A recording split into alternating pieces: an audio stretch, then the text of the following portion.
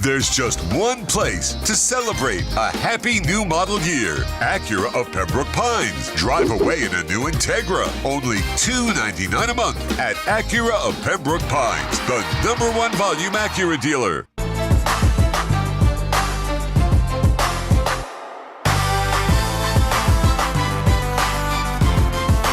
If you're looking to take your home or business to the next level, then RM Contractors can assist you. RM specializes in new residential turnkey, new commercial turnkey, home and office remodeling. Call them for free estimates. Serving all of South Florida, licensed and insured. Call Ray, 305-345-3649. You work hard to create the perfect atmosphere. You dream it, we'll build it. RM Contractors, 305-345-3649 or Instagram at RMC Fisher Island.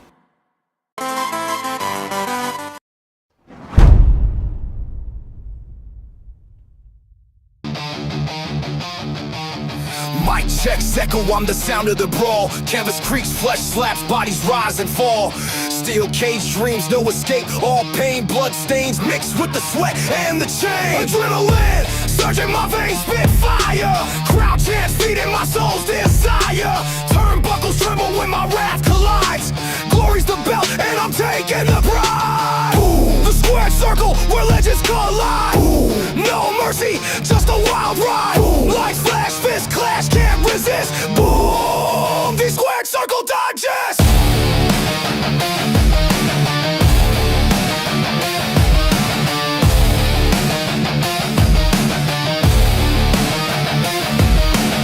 Pyros ignite, shadows dance in the glow. Ringside roar, it's a gladiator show. Chokeholds tighter than the grip of the night. Climbing the ropes to new championship heights. The mental battlefield, no room for doubt. Every move calculated, every scream a shout. The bell tolls louder than a sinner's regret. This is the place where the bold never forget. Boom. The squared circle where legends collide. Boom. No mercy, just a wild ride. Boom. Lights flash, fist clash, can't resist. Boom. The squared circle digest. Boom. The squared circle where legends collide. Boom. No mercy, just a wild ride. Boom. Lights flash, fist clash, can't resist. Boom. The squared circle digest.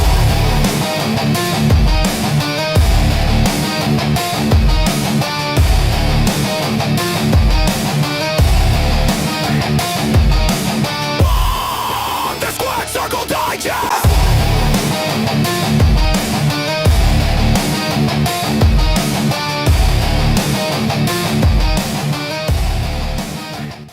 It is Tuesday, 7 p, the place to be. It is the Squared Circle Digest.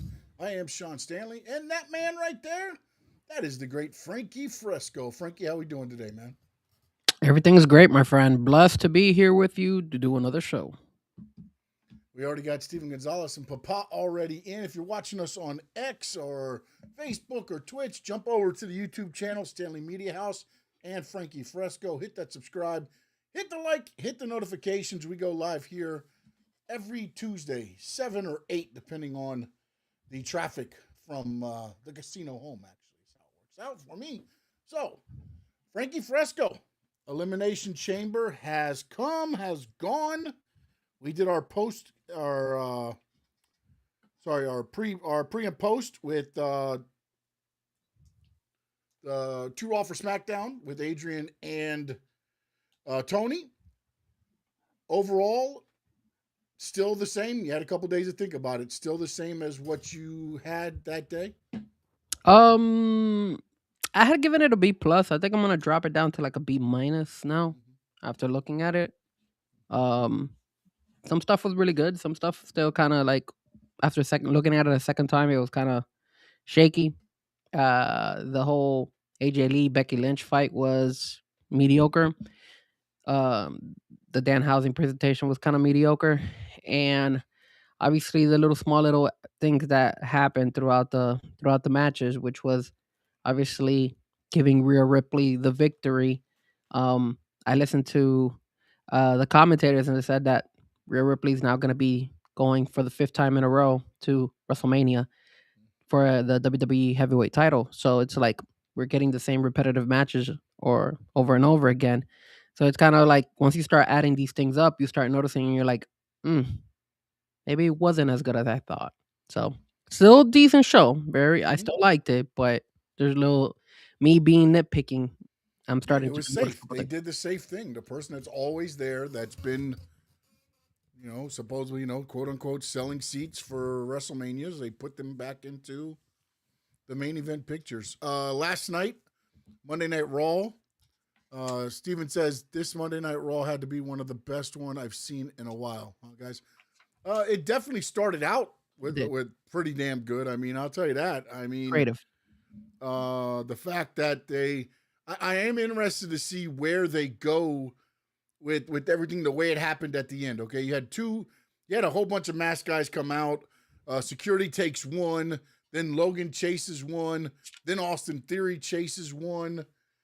Um, then another one starts coming down the aisle, and all of a sudden another one jumps up on the back. That's Seth. Nails Paul Heyman with the chair, does the stomp. Heyman gets taken out. Logan and them are back at the ambulance. Logan's going to get the car. Austin Theory is like da da da. Then the car pulls up. He thinks it's Logan. Nope, it's Jimmy Uso, and he's whooping his ass. And on Theory, and then he goes over to the ambulance, and who's driving the ambulance? L.A. Knight. Yep. And Yeah. he takes off and almost kills the poor security guy. That I don't know if that was part of it or if that was whatever, but it looked good. It looked good. The guy jumping out of the way, trying to save his life. Yeah. But I do wonder, like, is it going to be the Usos and LA Knight with Seth Rollins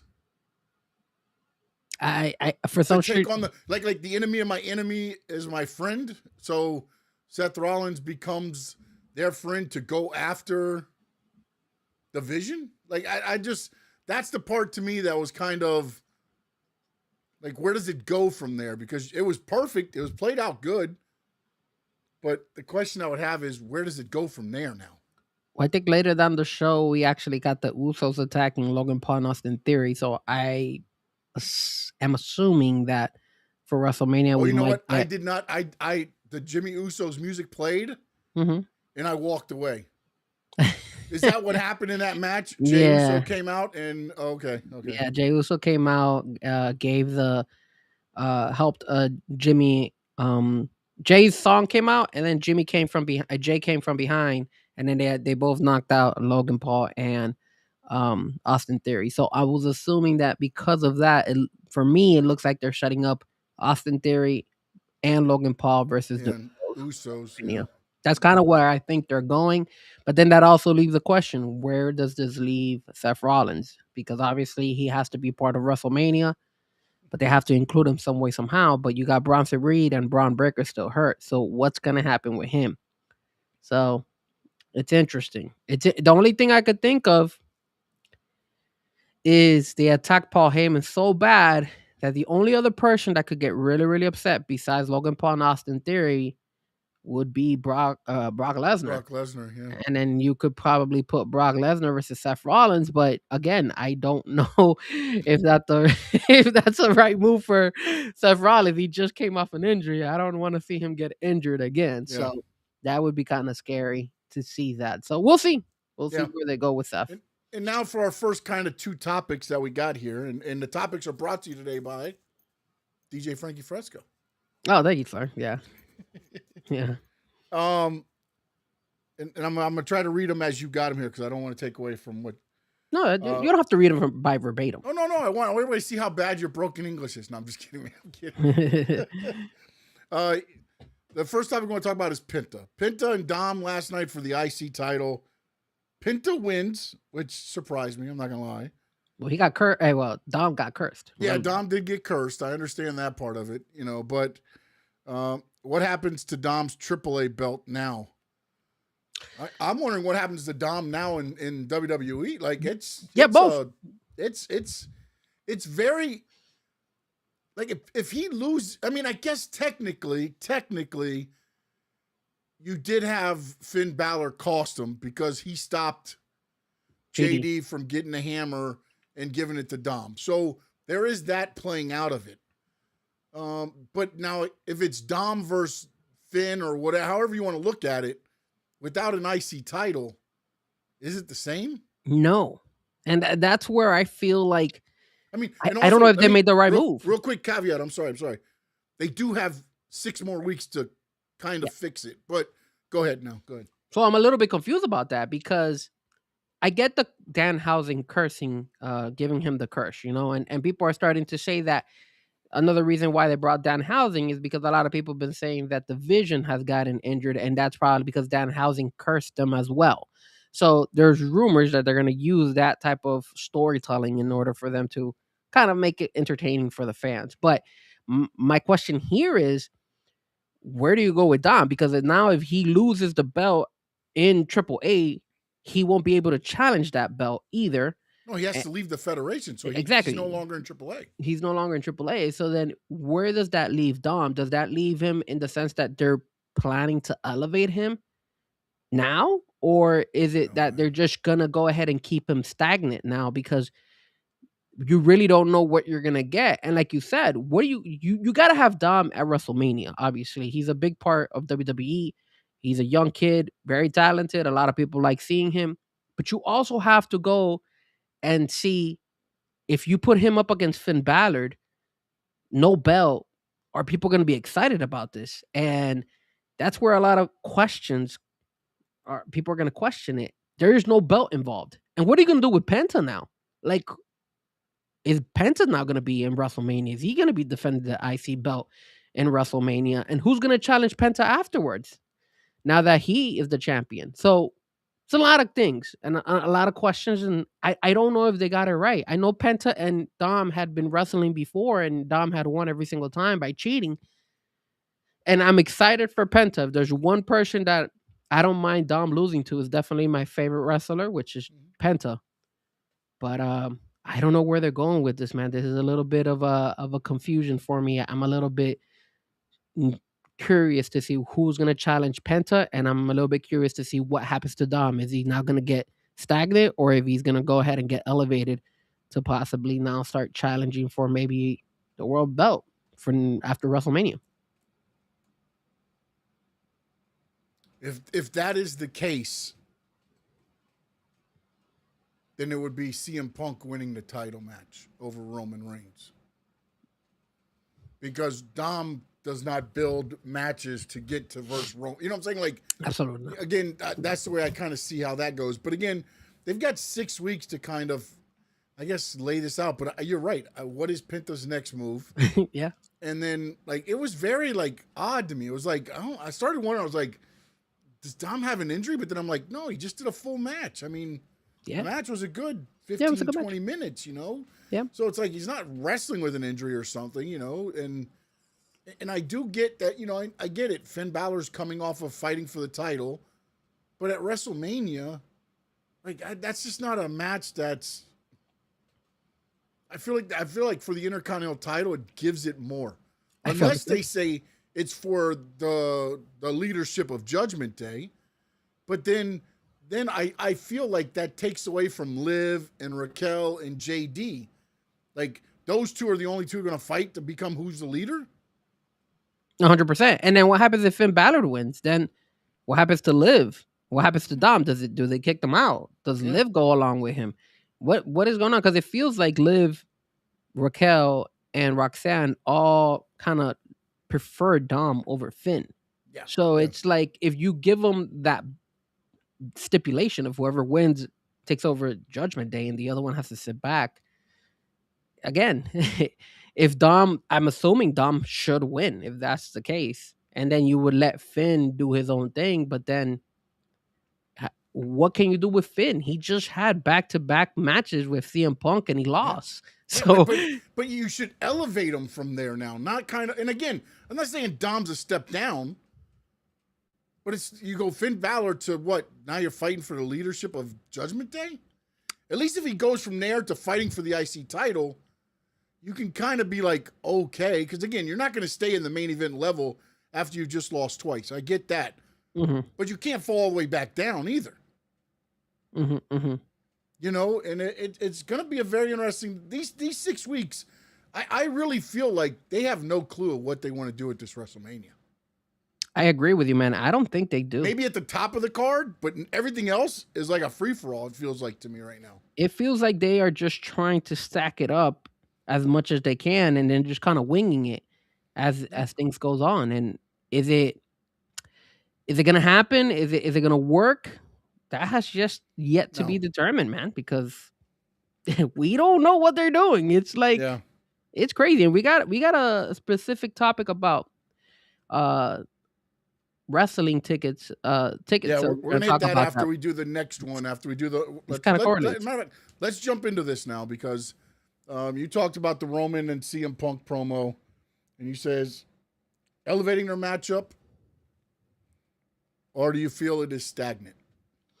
Well, here's okay. Let me ask you this because you saw the first promo between the two. It was great. It was awesome. Now you have this second promo. And I felt like this promo was good. But this promo should have been the one done the Friday before WrestleMania or the Monday before WrestleMania if Roman's not going to be there on Friday. Okay. Yeah, because people are going to forget that last bit that he told Roman. You're all alone. There's no more Shield. There's no more bloodline. It's only you. And you're all alone, and now that you're all alone, he said, I forgot how he said, but he basically said, I'm gonna put you next to your dad, and left. And like to me, that should be like right before the match to get that personal. Remember, his father just passed away, and is a very respected person in wrestling. Like it's not like, it's just his dad. No. It's also somebody that's very well respected in the wrestling circles. He trained a lot of these people, a lot of these guys, and I felt like they tried to take it too personal, too quick, because they know Roman's not there every week. But it could have drug out. You could have done that line to me closer to where, again, as the fight's going on, Roman's punching him, beating him down, and it's like, oh, you're going to bury me next to my dad? As he's doing it. And you remember that stuff. Now you have to remember for 6 more weeks before WrestleMania. Again, WrestleMania is 7 weeks away, but since last night happened, there's 6 Raws. So now you have to remember these little things. And I feel like it's one of those things to where they felt like it needed something that it didn't need. And I don't know who thought that. Or why they thought it, but you could have sent both of them out there just off the tweet that Roman sent, and they did that because he said, you know what, I am tired, and this and that, and I'm not a part-timer, like they could have done that end of it more and dug into that more this one instead of getting so personal at the end to me. Yeah, I mean, again, I feel like what you saying makes logical sense. They are just going at each other, going ahead and telling each other what they feel, getting personal. But we know they could cut promos between the two of them. This was really good. But what are we gonna get now? Like we already got 2 of them back to back. We don't see Roman Reigns on a consistent basis on Monday night. Yeah. So what's the next thing that's going to happen after this? You had them both of them go at each other. To me, Roman's got to lay out CM Punk. You can't say you're going to bury me next to my dad, and especially in like the bloodline, Samoan dynasty type thing, and be like, oh, that's just him talking. No, you're going to have to lay out CM Punk. Yeah. You have to at this point. Now, that's where the next time Roman is on Raw, it is no questions asked. You walk up and you just you just nail him. Yeah, I agree. I don't think you got to do it like where, you don't have to attack him or anything. CM Punk could be cutting a promo. Roman's music hits. He walks in. They get face to face. Roman just nails him. And they start going. However you want to do it from that point. But Roman's got to throw the first punch to me. After the way that promo ended, Roman should be out for his ass, basically. Yeah, I agree, man. I think they have to go that far, and I think they have to kind of at least also possibly do maybe like a tag team match, like team either because they're having this issues or something like that. Maybe Finn Balor attacks CM Punk or Roman during the time that they're having this backstage or something, and then it creates okay, let's team up Finn and JD, and then let's team up CM Punk and Roman Roman. Reigns and see Mhm. how they work together and try to win them and try to gain the fans into it. And then obviously implement them having like, being off with each other when they're tag team partners for that match and then go from there. Because if you just keep cutting us promos, I feel like, okay, that's great, but there's nothing more. Like you could tell from yesterday's crowd that the crowd, some people felt it and some people didn't. It did not get the huge reaction like the promo before that they had. Yeah, So but again, I think that line at the end really caught a lot of people off guard when he said, "You're not going to have to be alone anymore because I'm going to bury you next to your dad." And like, at first, I had to go back and listen to it again. Like, I was like, "Okay, he said it. Okay." And again, I gotta believe Roman. Like the creative and Roman, and this is the way they want to go. But I just think to get this personal this quick, it's already a built up thing from last year. They yeah, didn't like each other, and then you had the part in the cage where CM Punk did his thing to help him out, and all the things that are there. This match has already got so much combustible elements to it, and then now you feel like, oh no, now we need to take it personal. Like I just felt like, look, if you want to do that like right before WrestleMania, but as you said, now look, the gas is poured on the on it now. Now you got to like the match and throw it and see what happens. we still got 6 weeks to Yeah, go. yeah. So we still And I got a know long Roman. I way. think is 3. I think he's every other week. He's there, I believe. What's up, Tyler? Nice to see you on Yeah, the Tyler, chat how you board. doing, sir? Or sorry, yo. Yo. Yeah, so I mean, again, like if I see them do another promo, then I'm gonna be worried. I'm gonna be like, okay, well, now you're boring me, and now I need to see something more. So yes, I agree. There has to be some type of confrontation where they actually hit each other and they make up some type of matchup and then they go from there in order to spice it up a little bit. Because if you just keep cutting us promos like this, I think people are gonna get tired. And I think you know what they should also do, to be honest with you, man, I they need to go back to, like, the old school wrestling where they would cut promos outside of the WWE. Do some of those video, promos when Roman is not there. Like, for example, if Roman's not gonna be there next week, why can't they film one? Like, for example, you could and again, I don't know how extreme they wanna go, but CM Punk could be at Roman Reigns' dead father's graveyard and be like, "Yeah, this is where I'm gonna go ahead and bury you," or something like that to spice Yeah, it up. You could do something like that. And again, you're threading the needle with how far you want to go with that specific issue or that specific topic. But yeah. you could do certain things like that while Roman is not there. And you could tape those. You don't have to, you could tape them the day Roman is there and you could tape them and CM Punk, CM Punk can tape it whenever he can. But also So you could do things like that. you can do Roman last night. You could just put him in an area and whatever, just in different areas to make it look like whatever. That's what they used to do. They used to just record all the promos at a sound stage and then they would put them up in the little box in the corner or something like that. I mean, But I mean, you can make it happen, and I think so that's why the start of Monday Night Raw was so good because you saw out of the blue Jimmy come out. You saw LA Knight inside the ambulance. You haven't seen that in a long yeah. time. I haven't seen that. Those were that typical ideas reminded me of the whole the what do you call it, Attitude the Era. attitude era, where the attitude era was just you had those wild moments and when Stone Cold used to go visit Vince McMahon and beat his ass up in the hospital and stuff like that.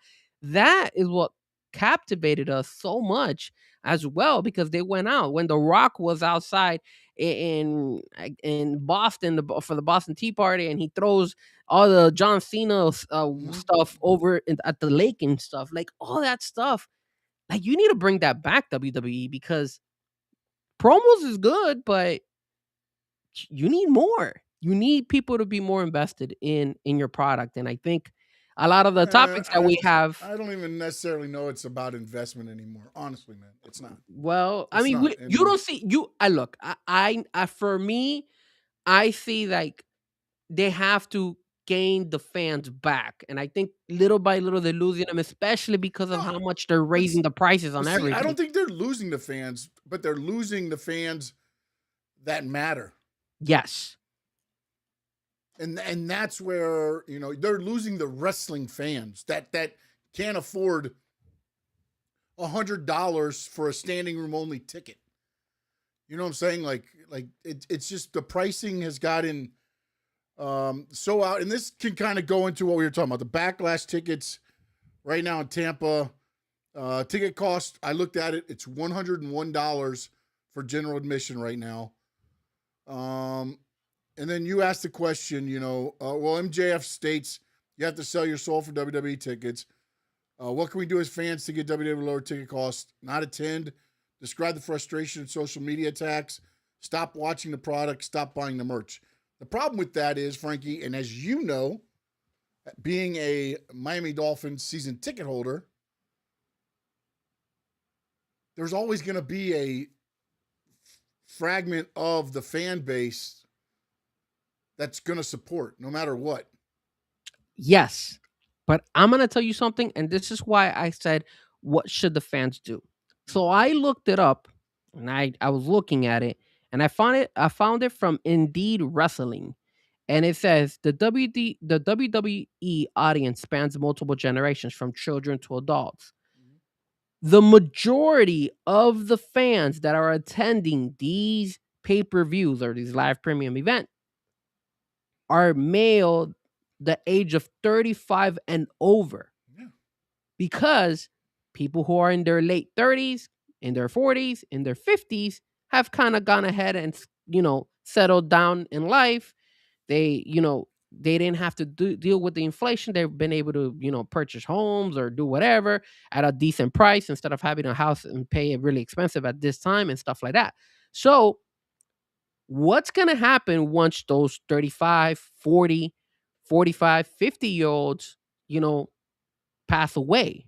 What happens to our generation, our young generation, the 23-year-olds, the 20-year-olds, the 18-year-olds, the 15-year-olds, the kids that are supposed to follow and still become the next generation of fans tuning into WWE, going into these events, going and seeing them in these live premium events area? Because one of the biggest things that made me fall in love with WWE is, and I've mentioned it before, was when my dad took me to the Miami Arena. I was like 7 years old, and I got to see Undertaker and Yokozuna, Shawn Michaels, Diesel, Bob Backlund, Big Boss Man. I was able to see all these guys, and that I was already a wrestling fan, but bro, that captivated me to love wrestling. So if you don't have that and you only have the older crowd, the older guys and gals, because it does say that 60% of the audience generally or is male and 40% is female. So there is, they have gone ahead and been able to expand in as far as the gender in the WWE world to cater to both. And I think that's also because of the fact that the women's division, you have, obviously the Becky Lynches of the world, the Charlotte Flairs, the Rhea Ripleys, they have gained more. The women have much more respect, more of wrestling compared to years ago when they were more of just showing themselves off and swimsuits and, tatas and all that stuff back in the day. Era. The Diva era. But what's going to happen for the future? What's going to happen to our fans, our younger generation who don't go to these things, who can experience these things? Are they going to be inclined to stick around as long as you and myself have been? Hey, I'm a 41-year-old wrestling fan. You're close to in your 50s. So we're fans for how many plus years? There's a point in time, if you have a 15-year-old, a 14-year-old, a 20-year-old, that when life hits the fan, they were like, okay, bro, I'm going to put wrestling to the side and I'm going to do my life. I have to do my regular 9-to-5 job. I do other things. I learn other stuff to do. And you forget about wrestling. And then all of a sudden, wrestling, WWE, and all the other wrestling goes down. That's where I was trying to go with this, because they're pricing us out so much that I don't know where this fan base is going to be able to hold on for future generations. I don't But see it's it, not bro. only pricing out. They are. This started when they went to the. Well, let me rephrase this. It kind of started when Vince McMahon took the WWE to 2 nights of WrestleMania. Okay. Okay. Because now you got greedy, and Vince didn't raise prices though. Vince was like, well, if we can sell 76 on this night and 76 on that night, I doubled my money. That was his thinking. Yes. You know what I'm saying? He gets a full stadium, and now we double the money because people are going to watch NXT, and then we're going Sunday to WrestleMania. And he's like, well, why don't we just do 2 nights of WrestleMania? We include the NXT, we got SmackDown, we got the Hall of Fame, we got Raw. We make it a whole weekend package now. But Vince didn't raise the prices. TKO comes in now, and you got the 2 nights, and you raise the prices now too, to where, to me, look, I love WWE. I like AEW.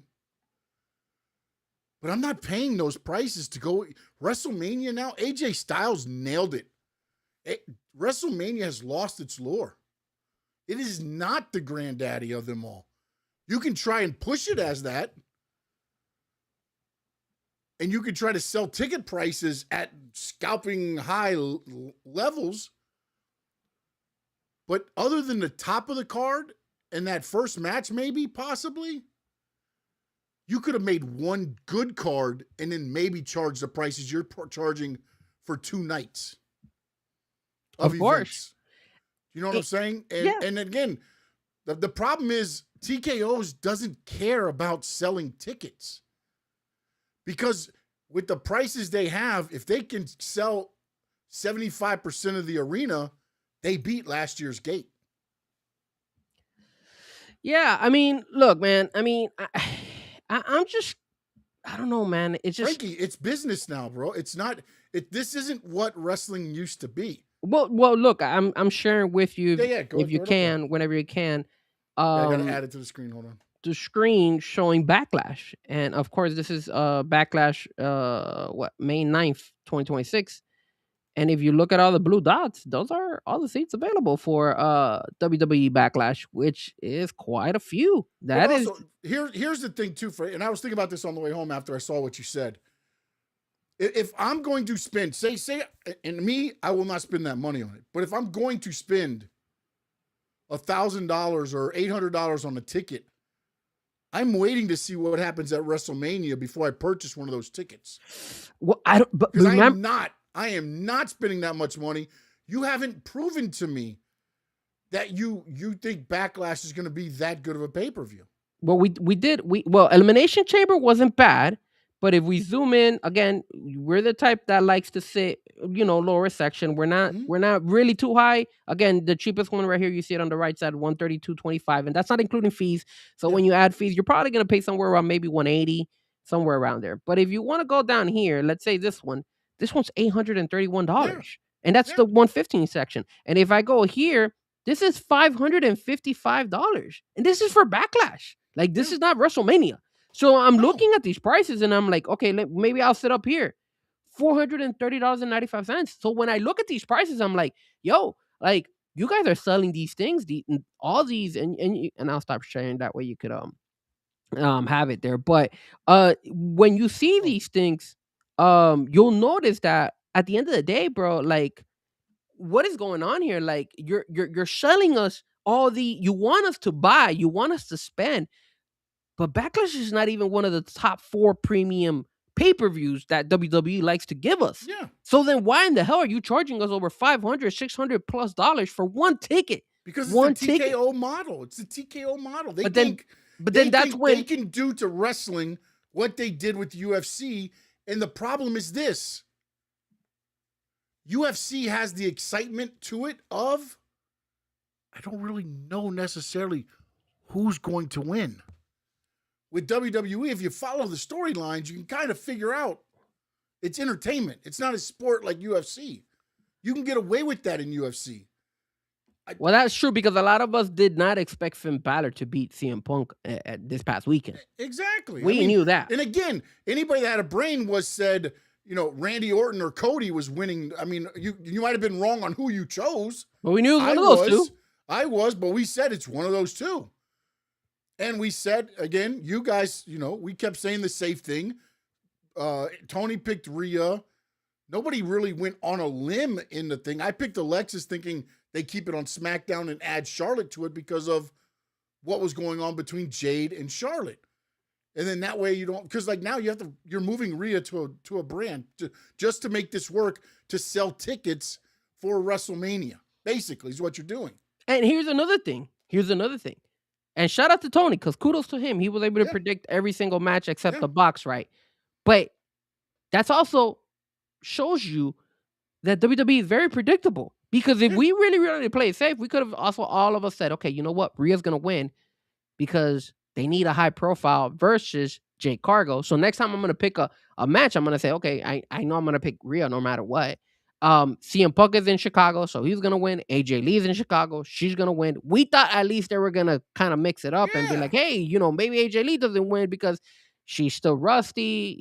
They don't want to give the kudos all the time, but now we're like, okay, they gave it to him. So, and then you have the Elimination Chamber for the guys, which you obviously pointed it out, Randy or Cody. We knew it was one of those two. Those were the two last guys in the match. So that goes to show you. So it's very predictable and it's hurting him. And Tyler has said it. He's like, I'm not hating on WWE, but I think they need a better equality storylines and storytelling build up to WrestleMania, but I can't invest in WWE product with their tickets and everything. I still love WWE. And again, that's why I feel, Sean, when you say to me, Frankie, I don't think it's only about the storylines. I do feel that plays a huge part. But us as fans, if we want to lower these tickets and we want to go ahead and be like, you know what, TKO, go screw yourself. This is where we need to take a stand. We need to go ahead. We need to. Well, I'm gonna be the person vouching every week here on the Square Circle Digest. You're gonna be the voice of the voiceless. Exactly. I'm gonna be the voice of the voiceless, telling people, yo, stop buying merch, stop going ahead and purchasing these expensive ass tickets, and make not WWE, TKO, force them to make the pricing a lot better for us because it'll never happen. It's wrestling, man. We love wrestling. We love WWE. You know what they'll do? Exactly what they're doing with the big four pay-per-views, or PLEs, I'm sorry. They're going to send them overseas, bro. They'll get their money over there, man. That's, again, there is, and I told you this, I think, a couple weeks ago on a text or something, I believe, when we were going back and forth on something. I am starting to lose my interest in wrestling. Yeah, man. I am DVRing now. I'm not staying up to watch it. I wanted to start doing a breakdown of every show afterwards. No, I'm not doing anything to show support to these damn guys that just keep raising prices.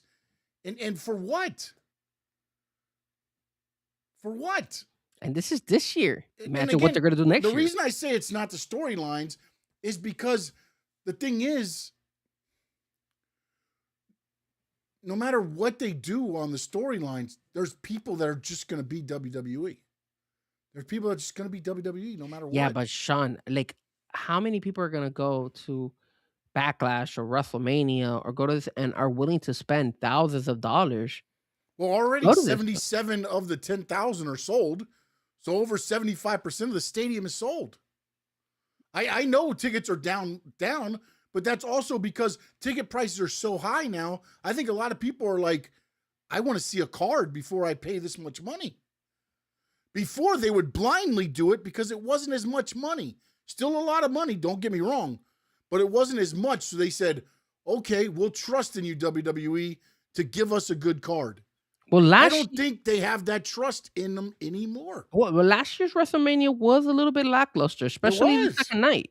So I think fans are also realizing that, and they're like, "Hey, I gotta look." Go back to one night and make it mean something again.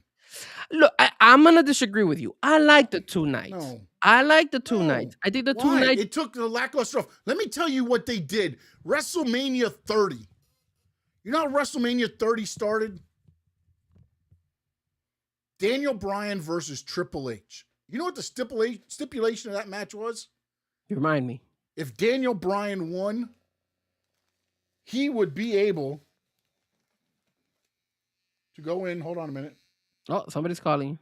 No, my head shaver. What's going on? Okay. I was charging it on the desk and I forgot it was there. I heard a vibrator. That's why I Yeah, was yeah. No, that's why I wanted to show it on air because I was like, I don't want nobody to be thinking that. Well, you know I'm who's showing- thinking about it. It's Adrian. Yeah, Adrian is there. Adrian's He'll know. already going to get me. Adrian's going to get me. Like, already. you I got a know. vibrator, Sean? Yeah. That's what's going to come next. But so Bryan Danielson versus Triple H. The stipulation of that match was if Daniel Bryan wins, he goes on to the main event in a triple threat match with Batista and Randy Orton. Mm. The yes movement, we call it nowadays. Of course, Daniel Bryan wins, goes on to the main event, and wins again. Think about this. Then I started thinking, I'm like, damn, imagine this.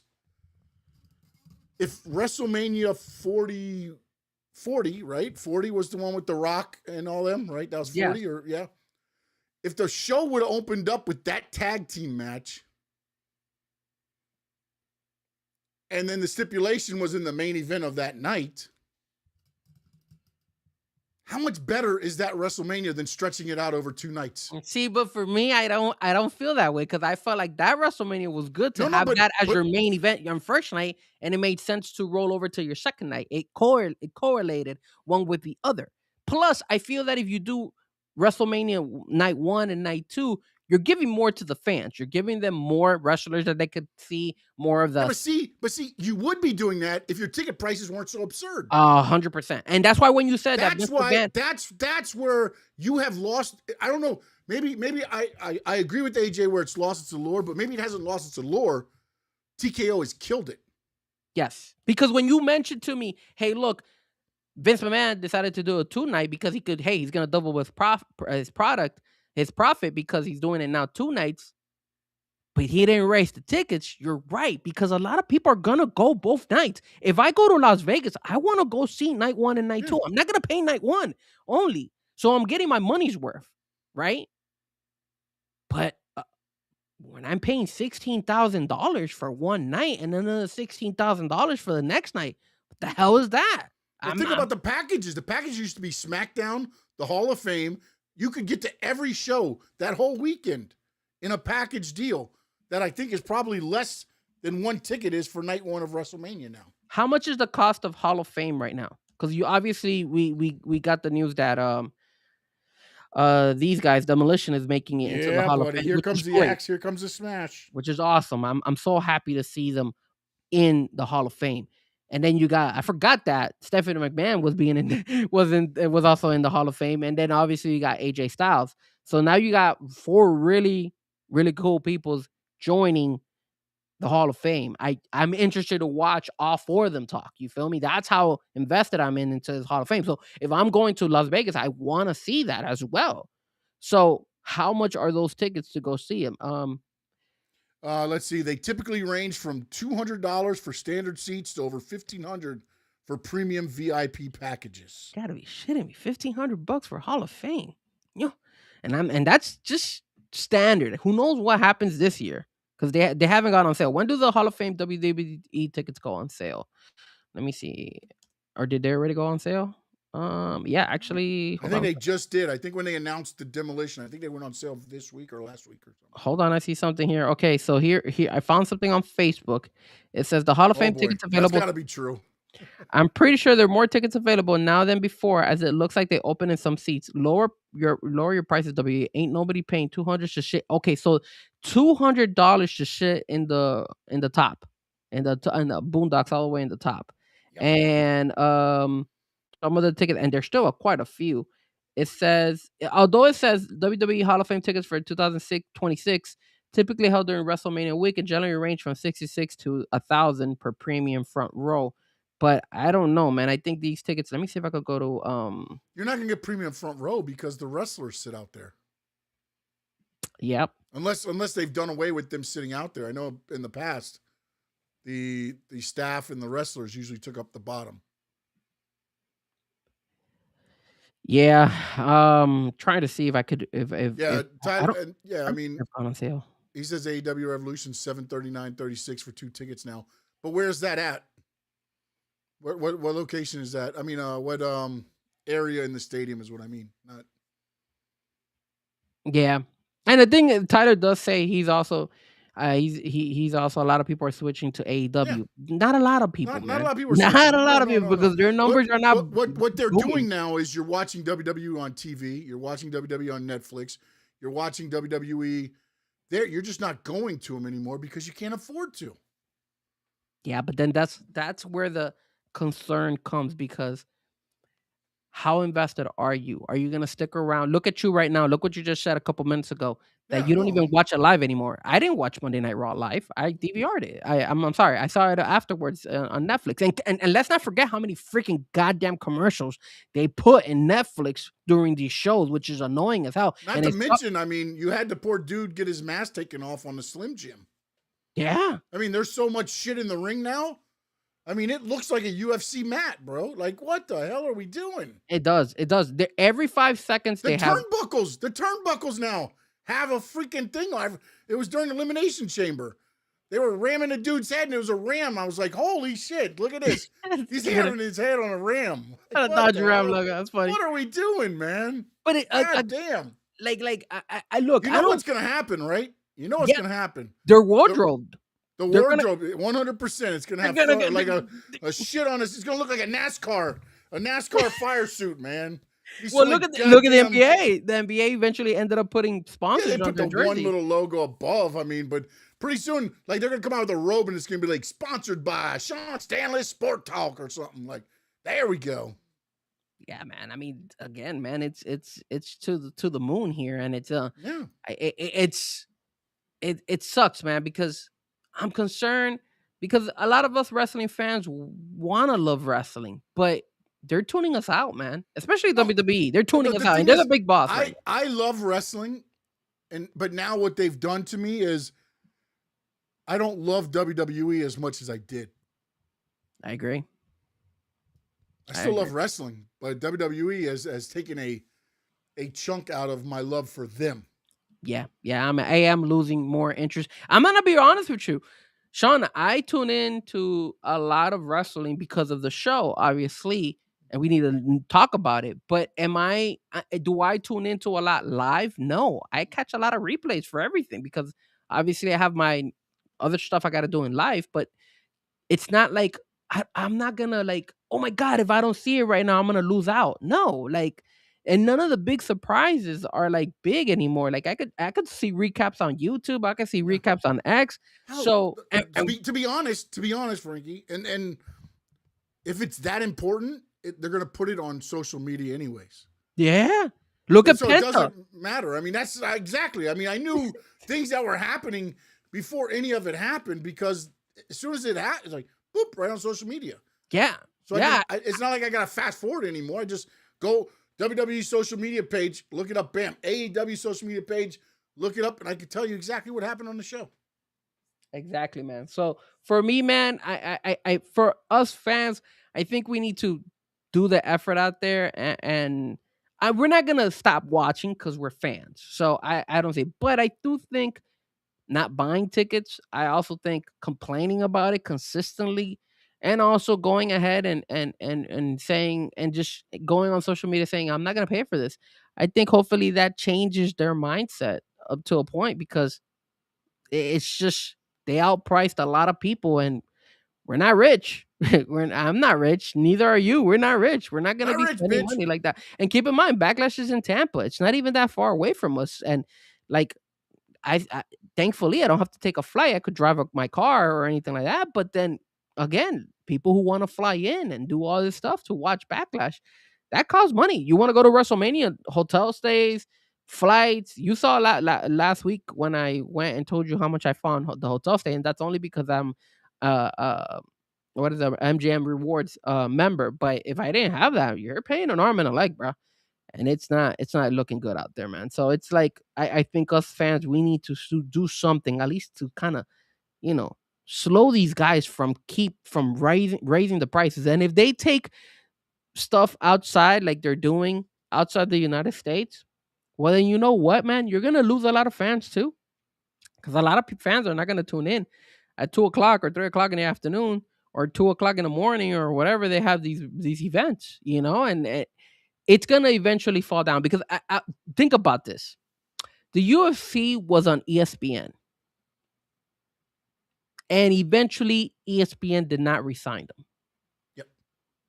So they saw something in UFC where I feel like they probably got capped, and they said, "Okay, we don't need No, UFC anymore. the, We the, don't. We the, don't want it."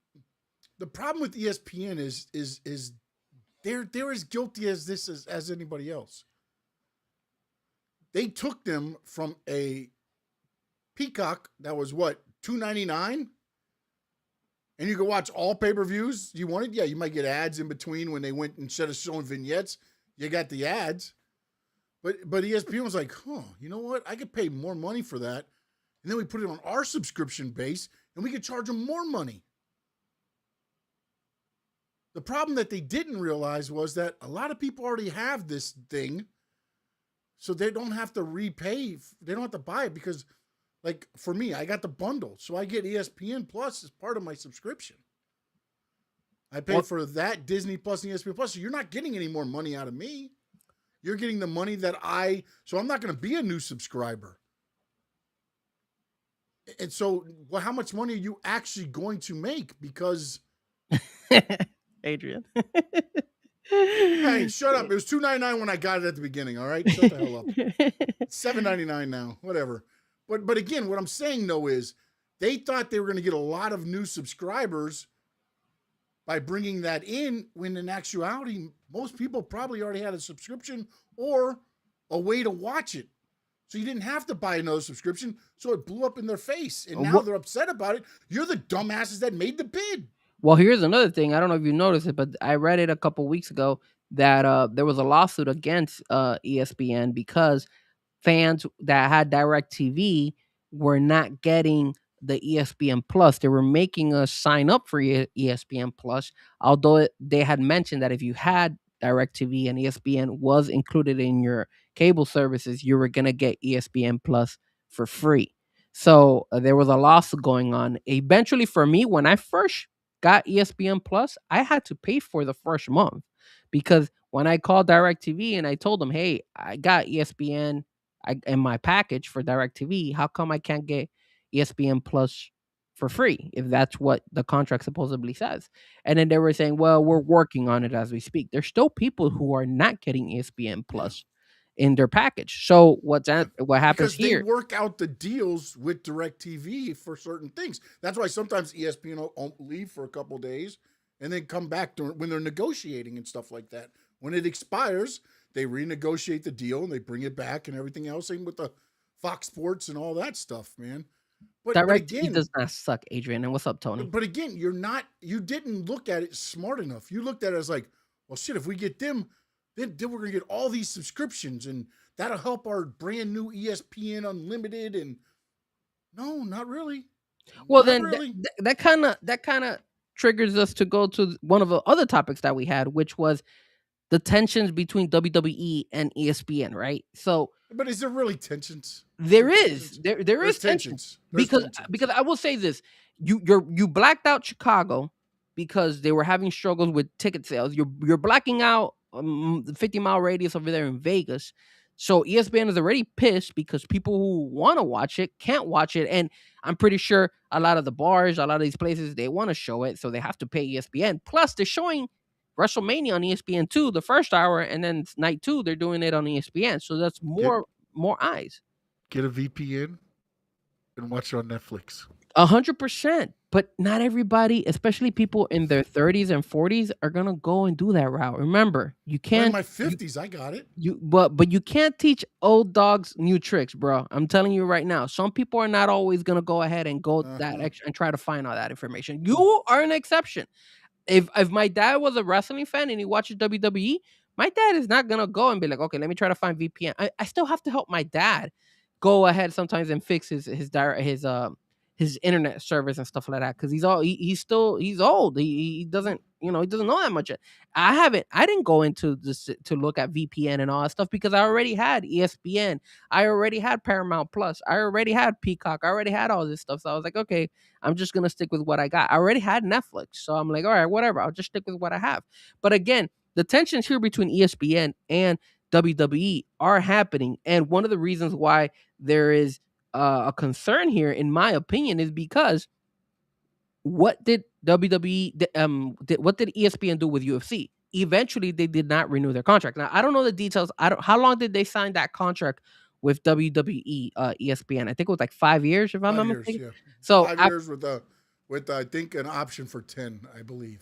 okay, so obviously, at the way that they're going, I don't think they're gonna go with the option to 10. Now, it could You know improve. what? To be honest with you, I don't think TKO wants to go the 10. I think they want to do the 5 and get out and go where UFC is with Paramount. Oh, so you would assume, you think that eventually, once their contract is up, they're gonna jump ship over to Paramount as well. You do understand that what you were paying $69.95 on ESPN to watch pay-per-views of UFC. You know how much they are on Paramount? They're like $8, $10. It's the subscription. No, the paper. Don't you have to pay for the pay-per-views as well? I don't think so. I thought you had to pay for the pay-per-views. I don't think so. I know the UFC fight nights and all that stuff. You could watch it on Paramount, of course. Those are the ones. Like, I saw the Strickland fight, and I obviously there was this weekend we have a hell of a UFC fight, which is Max Holloway versus who's he fighting? He's fighting Charles Oliveira, if I'm not mistaken. That's a pay-per-view because that's a UFC 3 something. I don't remember, but I thought you had to pay for that pay-per-view. If it isn't, I may be wrong. if it's included on Paramount, that's a steal. Right here. Starting in 2026, there is no separate pay-per-view charge for UFC events on Paramount Plus in the US. All 43 annual live fights, including major numbered fight nights and prelims, are included with the standard Paramount Plus subscription. Wow. Eliminating the previous $80 plus per fight model. Wow. Yeah, that's a steal, dude. That is a freaking bargain. Again, everybody's like, oh, crying poor ESPN. No, you made this bed. You put the bid in. I'm not crying poor for no ESPN. Screw you. You should get what you deserve. You want to pay that much money. Because that's what allowed TKO to go, okay, if they're going to pay for this, now we can just do whatever we want to do. Because guess what? They got the TV money. They don't need to have large crowds anymore because they got $5 billion from them. They get $55 million from the Saudis. I mean, come on, man. They're making hand over fist. Well, check this out. Disney owns ESPN, right? If I'm not mistaken. Yes. I read on social media that it costs cheaper to go to Disney, I believe in Tokyo, than to come to, for people on the West Coast. So if you are in Los Angeles and you want to come you go to Tokyo than go to LA. Yeah. It's cheaper to go. Yes. It's cheaper to go to Disney, to Tokyo, than to go to Disney in Florida. Oh yeah. Because of the ticket sales, how much it costs to get in, all that stuff, it costs way more to go to here to the Disney here in Orlando. So you could just imagine how greedy they're getting to the point where 100%. Now that you mentioned the Paramount doing that, hell yeah, I want to get the hell out of it. I mean, dude, I'm subscribed to Paramount. I didn't know they were doing the live events. Yeah, no, I was gonna say I thought I watched the pay-per-view the other day, but then I was like, well, maybe I'm wrong. But again, even if it's $8, it was $80 on ESPN, bro. Yeah, like bro. it was stupid. Yeah, but then let me ask you this: how does that affect UFC, or it doesn't affect them because their contract is the contract. Yeah, they still get their contract, right? Yeah, that makes sense. Makes perfect sense. The TV sense. money. That's why WWE. That's why TKO doesn't really give a what the look. If you get 75% of the audience to pay these absurd, ticket prices, they're going to be fine because they're still going to be making more than they made the previous year because they just keep jacking them up. Yeah. And then obviously they're doing that 1 hour on each one is because I think their strategy is to gain more eyes looking at it and then be like, okay, they'll jump ship and they'll be like, okay, let me add ESPN Plus and pay for it. I think that's the main reason why they're giving us an hour in ESPN2 and ESPN. Yeah, and then also remember, Tampa's paying WWE to bring Backlash there. These places bid. I mean, it's nothing compared to what Saudi pays, don't get me wrong. Yeah. But usually they say it's between 3 to 10 million some cities are paying for WWE to bring the pay-per-view there. Well, I'm pretty sure, too, it costs more money to have to bring a ring and do all production over there overseas than to do Orlando. Here. No, Oh, no. you mean over there? That, No, they yeah, probably like got rings. They probably, what they did was, as soon as they made that deal, they put shit in a container and sent it over there, and it's staged over there for when they come, and when they don't take anything else with them. well, I thought they would take like some of the indie shows that are close by in other countries and just move those rings over to wherever they're doing their event. That's what I thought they would do. Like maybe let's say for example France or something. France is right around the corner. Let's move that ring over from France.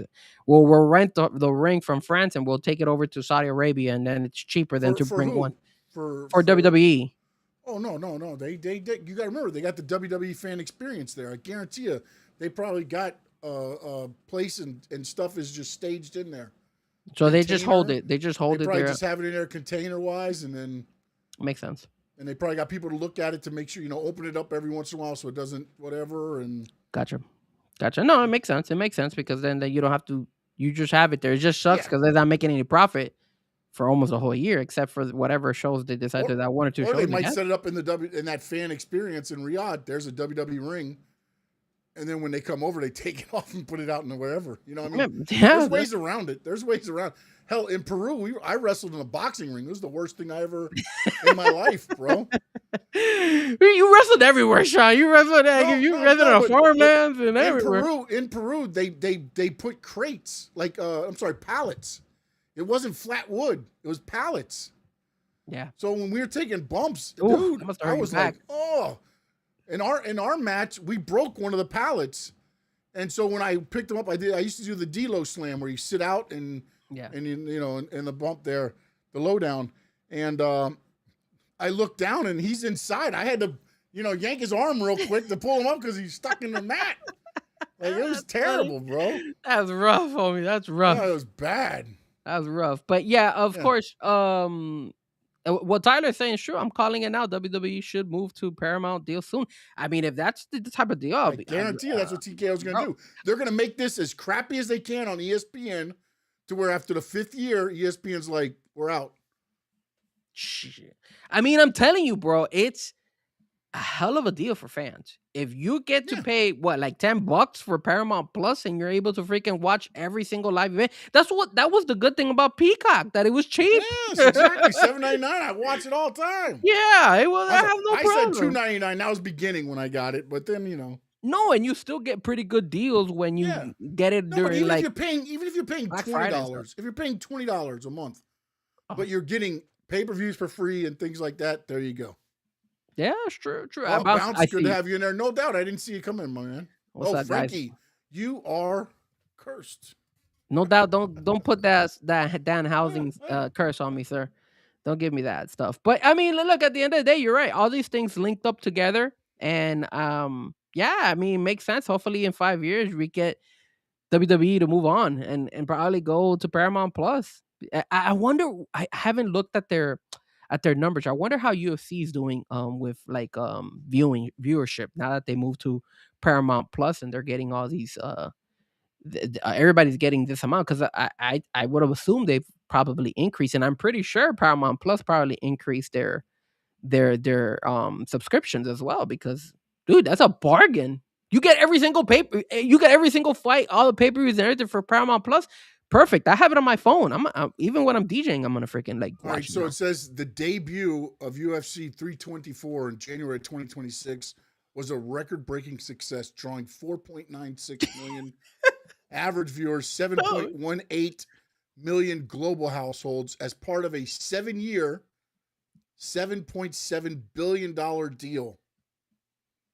Jesus That's Christ. what UFC got. 7 years, $7.7 billion. How much was their contract with ESPN? Or how much was WWE's contract with ESPN? I want to say it was like $5 billion for 10. Let me look it up. Let me see if I can look it up. WWE contract ESPN. And I'm gonna put cost. Also, it was 5 years, 1.6 billion. Yeah, it wasn't even that much. No. Damn, they paid a little bit about that, man. Mm-hmm. That's crazy. All right. Yeah, well, we'll see. We'll see what happens. I hope you guys, now you guys are tuning in and watching, I'm pretty sure all you guys are right. There's where I was confused. The Raw on Netflix was 10 years, $5 billion. 10 years, $5 billion. That's still It's $500 million a year, basically. yeah, still not that. That's still not a lot of money. And Netflix paid for it too. So that's. No, But that's what I'm Netflix. saying. Like, But people are. I mean, well, did you see that Monday Night Raw was like ranked number 7, I think, for Netflix when it comes to viewership on like live? So they didn't do that well either. This past this yeah, past but you month. remember that's in the U.S. I'd love to see what they do internationally, man, because it'll be very interesting to see what they do there. Yep. Yeah. So, let's look back. I think we got one more WWE thing you had. Sorry. Yeah, and it was Royce Keys, right? I had mentioned to you. Yeah. Was the Royce Keys a good signing for WWE? And the reason the reason we put that, or I put that topic in there, is because we haven't seen Royce Keys since Royal Rumble, and all we see him is on the Stephanie McMahon podcast that they keep pushing like crazy. What is going on? Why is WWE having such a hard time signing or putting in storylines with Royce Keys? Because I think, again, it comes right at WrestleMania, man. They usually don't sign and elevate people at this time. They're usually right after WrestleMania is when they do it. I think TKO changed it and made them bring up those guys and gals right before Royal Rumble. And then you had Royce Keys. And again, the one thing you have to remember about guys signing contracts with WWE, and again, I don't know necessarily how long all of this takes, okay? But you come in, you do your talks. I believe if it's more like an agreed upon thing, then they send you to Olympic testing. Your blood work, your body, everything. They send you through to look at your legs, your back. You got to go through all of this stuff. They used to send you to Philly. I don't know if that's where it goes anymore, if they actually have an in-house one now or what. Then you wait for a while. You get everything back, and then you sign the contract. And during that time is when they're working on your storyline and what they want to do to bring you in and things like that. And again, Royce Keys was weird to me because when usually they would not have. And again, I think they just like what they did with the Roman CM Punk thing. I think they shot the load too early, man. Well, they wanted to give a FU to AEW, I feel. So they were like, well, let's get him on the Royal Rumble. But they had nothing else planned after that for him. Yeah, because they were saying that they were having a hard time. They're not having a hard time. What do? Everybody is positioned for something for the next 6 weeks to lead to WrestleMania. So what do? Throw Royce Keys in there to lose to somebody? That makes no sense. Well, the other thing you also got to realize with Royce Keys is, Royce Keys, there was controversy about his age. There's also controversy. We don't know how his skills are when it comes to the mic skills. He wasn't used that much in AEW as far as like for his mic skills. We don't know that much. Now, Tyler's saying that they're using him, I believe, in dark matches. He's been doing the So the main events and things like that. It's technically dark matches, but it's just beating like enhancement talent. The guy Toxic, what's his name? Damn it. What toxic guy? What are you talking about? Who toxic? The guy that always says you're toxic. The guy on SmackDown. That's kind of who he's been married to in the dark matches. Really? Yeah, I can't think of his name. The guy that was in Too Deadly, Pretty Deadly, or whatever his name was. Oh, damn it. Okay, I know who you're talking about. Yeah, that's who I saw him hitting a spine buster on, and things like that. So they have him doing stuff. It's just he's not going to do anything of note until after WrestleMania. Kit Wilson. Thank you. Yeah, there you go. Yeah. So I don't think he's going to have anything to do until after WrestleMania. That'll be substance because unless, and I hope they don't do this, could he accept the Brock Lesnar challenge at WrestleMania? See, but he could actually take it, and who cares? You could rebuild him after that. You could rebuild him after that. He's not Obafemi, who's been there. Correct. And then you lose. Like, you're right. He could do that. I mean, so maybe there's an opportunity for him. But other than that, nothing else makes sense because you either incorporate him into an angle already or you're going to kill an angle that you're already doing. Yeah, 100%. Because you can't have can't have Royce Keys go out and lose. Sorry, no, you said somebody. it right. Powerhouse Hobbs is his real name. That's it what comes we know out. It about comes out on the beginning of the beginning of the Gravitron. It says Powerhouse Hobbs, him. Royce Keys. Yeah, but you guys called it. You and Adrian and Tony, all you guys called it, saying, "Hey, we're gonna get Obafemi versus Rusev on a Monday night," and there it is next week. We got Obafemi and Rusev. I'm like, God damn, why? They could have Because- easily done it in Because I still think WrestleMania. it's gonna be Obafemi against Brock Lesnar at Mania, man. And you know what sucks is that supposedly, like, I hope it ends like in a DQ or a count out or something. Like they both get disqualified. That way you could carry the storyline because I really enjoyed Rusev. But then yesterday you saw how Rusev got like beaten down at the end. I was like, oh come on, man! Like, dude, like why? Like, I felt like they should not have let them touched each other. I felt like they should have had security run out there and hold them both back and just kind of like teased us with them going at it each other. And then obviously, if they're gonna go on Monday, well, it is what it is. But I felt like that should have. I don't know. I felt like, man, why? I think they're losing. They're losing on that one because they should go ahead and probably keep it as a at WrestleMania. That's what I would have. That's what I thought should have been. It would have been a good step for Obafemi, and it would have been a good for Rusev. I always feel that Rusev is like a middle of the pack guy. Like they Yeah, don't. he's they don't gonna push him. elevate. He elevate and whatever the guy's going. That's his role. That's his role. But yeah. So we'll see what happens with Royce Keys. I like your idea though. I like the Brock Lesnar idea. Put him in there. I mean, he'd be one of the ones that could do it because then you can reestablish. And then if he goes out there and you give him some good stuff, Lesnar could build up his value even in a loss. And he's a big dude too. You're like, this dude took Lesnar, whatever to the limit, and Lesnar beats him. But then now you've elevated Royce Keys at the time. I just don't think Obafemi losing to him elevates him at all. Yeah, that's true. There's nothing. It'll stop all the momentum there. So we got that one. You want to do the AEW stuff first, or you want to do the indie stuff? Let's do the indie stuff first, right? Because it's only one, and this is a good story because I don't know if you guys are wrestling fans out there. We got okay. Now you tell me what KHAO stands for. What does that stand for, Sean? Because it's KHAO Wrestling, and it's an event that happened on March the 1st with Corey Zero. Now, if you guys have not heard or seen the video, this is the video that has been trending all on social media.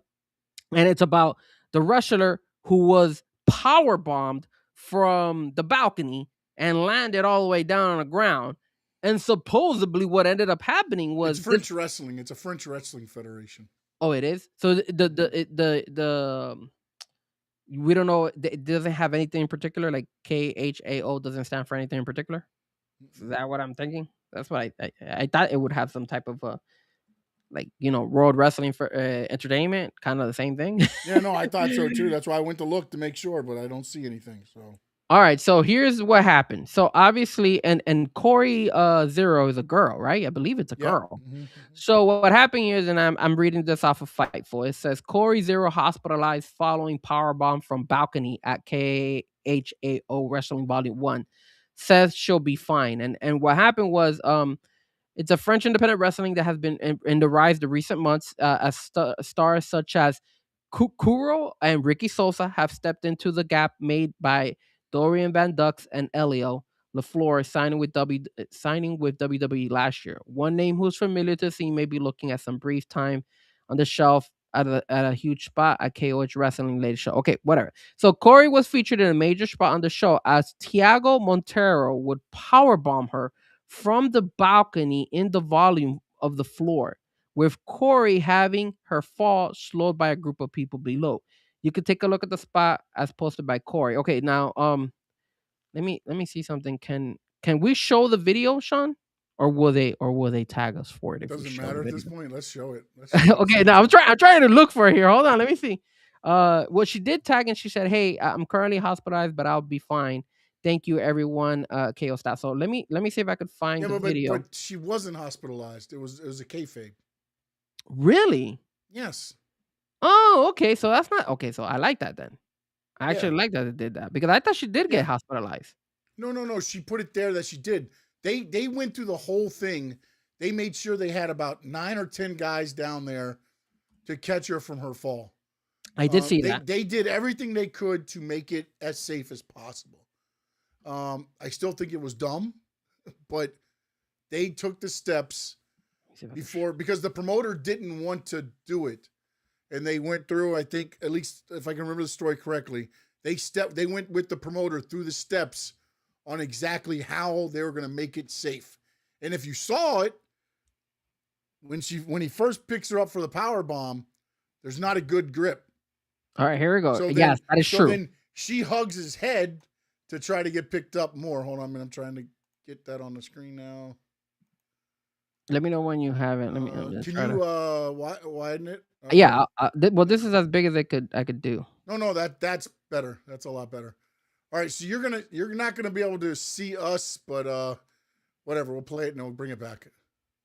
All right, so here I go. Can you hear us? You can still hear us, right? Yeah. We're there. We're there. Right. We're not. I'm not gonna put the. Should I put the volume or no volume? Doesn't care. All right, let's put volume. Why not? Let's see what the people are doing out there. So I'm gonna put the volume. Let's see what happens out here. So look.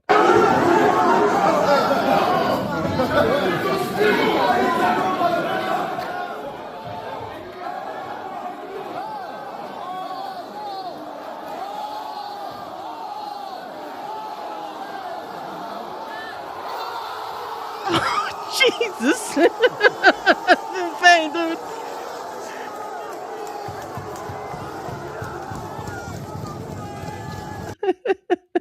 And there you go. KHAO. Jesus Christ, that is some insane work out there, brother. That is insane. So, Yeah. Sean, talk to me, man. I thought she actually got hospitalized, but I guess not. Yeah. So at least there was an update to the Fightful article at the end. Okay. It says, since this article was posted, Corey Zero, hold on a minute, sorry. Corey Zero has confirmed that her hospitalization was within the world of kayfabe and that she is doing okay. Well, I'm glad to hear she's okay. But here's my question, and you mentioned it. What is up with indie wrestling? Is this the right thing to do? Should they be going this extreme? Because it seems like they're every single time trying to one up us. I mean, you've seen it. You've seen it when, like, even when who was it? I think it was Terry Funk, right? No, not Terry Funk. Who was it? Was it Terry Funk? No, Sabu. When Sabu unfortunately passed away, like before that, you saw his match when he was fighting in that show where they slammed him through glass and they shot him through the thing, and it was like ridiculous. They took the ropes off, all barbed wire around the ring. It was just insane. So when is like too extreme for indie? Like, talk to me, Sean. There isn't, bro, until somebody gets hurt seriously, man. But have we ever? And since you have a lot of knowledge in this because you used to wrestle on a lot of indie shows, have you ever heard of any such unfortunate stories in indie where people kind of said, "Okay, we need to slow down. Like, this is we're taking it too far." Have you ever heard of anything, or has it always been to the point where at least safety, it hasn't gone to that extreme and they've been able to? And again, my last year in wrestling, was now over a decade ago. But yeah, we weren't doing this crazy stuff. And the craziest I think we ever got was we had a scaffold at the what? No, I said thank you, no doubt, because he was saying there was no acronyms for it. So. So there was a scaffold they had set up at the Pembroke Pines. At the time, it was not Pembroke Pines, sorry. It was the Cooper City. They used to have indoor soccer and indoor like roller hockey rink. We would wrestle in one of those one Saturday every month. And they had set up with this big scaffold. It was about three scaffolds high. And basically the smallest guy in our match went up there because he wanted to jump off it, and the three of us caught him. It was a 4-way match. Nothing happened there.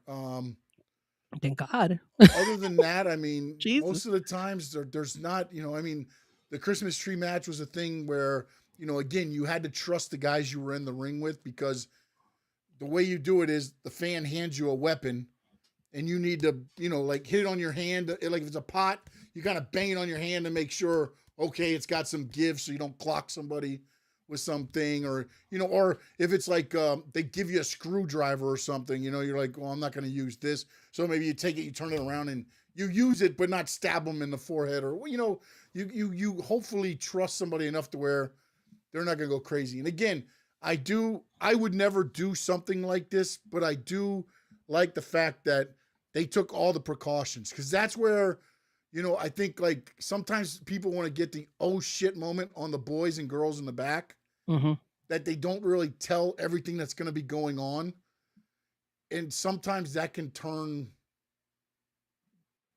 into something you don't want it to turn into. Yeah. I mean, look, he had a hard time I mean, picking her up too, right? Yeah, well, when she goes to pick up, because again, the match has been going on, so I'm sure there's sweat, whatever. So Yeah. when she goes to pick him up, she didn't. So the way the powerbomb works is basically her stomach, it's got to be flat to his face Okay. for him to be able to get her up for like kind of like a last ride, to Yeah. get her up, elevated, and to throw her. Because again, you can't just, it's not a regular power bomb where you're picking her up and just No, throwing her because you straight got to throw down. her over. Yeah, you got to throw her over and elevate her. So, that's a lot of trust, man. That's a lot of trust. And they Ooh. had the people there to catch. And that angle didn't show it. I seen another angle to where you can see the 9 of them are moving like in order, so that there was going to be no holes. They were going to make sure whether it hurt them or not, they were going to catch her, and they did. And so there, but again, man, I mean, I've seen fireball spots that are very Well, now that you mention it, hold on a second. I got you, Sean. I got another angle. I think this is the angle that you're talking about. okay. So let me send this to you. That way that way we could show it, and I'll make it larger. This is the opposite side angle. And again, like what you said, bro, it does have to be a lot of trust. Jesus Christ, that's a lot of trust. All right, so check this out. I'm not gonna. Well, I'll put the volume, but I won't put it that loud. And then check it out. Here is this angle. You watch right there. She pulls herself up, boom, and then elevated up, down. Boom. Sean, that don't like.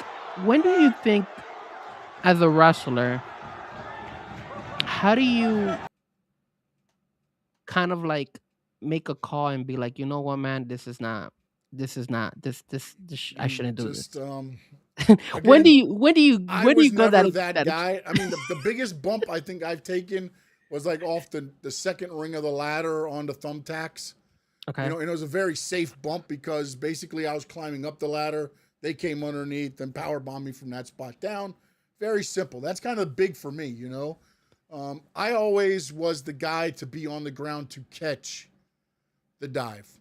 I felt safer there. All day. I would be like you. It's not safer. Really? Because if they come off wrong, I've still got to be there to take her. If they come off like a missile, instead of going up, they come out. Now I still got to be there to protect them. Yeah. But I'm taking but again, that's where I feel comfortable because I'm not a risk taker like that. I never have been. But don't you think she's threading the needle too much, man? That's a little bit scary. Again, I don't know what led up to that, though, too. Again, if this was like a first match thing, stupid. Even if it's the main event, Sean, that's insane. No. You could kill yourself. No, I mean, if there was an angle leading up to, not like, if this was their first match ever, yeah, and that happened, like the first match against each other. I don't know the history of those two, the feud or all that stuff. So maybe they got to that, because I'm always the guy that likes to tell a story. I'm not throwing you off the balcony in our first match. Well, that's what I wouldn't even. You wouldn't even be able to throw me off the balcony after our 50,000 match. I'm not even going face first. I'm not letting anybody pick me up and throw me off the balcony. That's insane. I'm gonna die. One bad mistake, I could die. I could be paralyzed. It could be bad. That's the thing, though, is when you're doing it, though, you think you're, like they always say about the risk takers, they're one instant away from, some terrible stuff happening, but they don't look at themselves as, it's going to happen to them. No, and I get it. Don't get me wrong. I know that when you're fully invested, you love wrestling, you're gonna do those things. I mean, look at the skier. What was her name? The one who had the torn ACL and she went out there to the Olympics. Lindsey Vonn, and destroyed her knee. Her knee is just completely destroyed. She almost had to get it amputated. But just because she's into that sport and she figured this was the last time and it was the Olympics, she said, "Fuck it, I'm gonna go ahead and put my knee and my body at risk." And look what happened. But again, I think that's just and I don't want to criticize anybody, but at least for me, I wouldn't do something like that, man. That's insane, dude. That's scary, bro. No, like I said, I wouldn't. But Too scary for again, me. at least they took precautions. It wasn't just some, two people that decide on their own to be like, "Hey, I'm gonna throw you out the balcony." Okay, let's do it. Yeah. No, they did it. They went through the things because there's been a lot of talk about this spot, and about whether it should have happened or Yeah, man. And again, the only thing I can say is I would not, if I was the promoter, it would not have happened on my show, and I would not have even. I'd just been like, no, that's not going down So because that's my insurance. If something does happen, that's my insurance.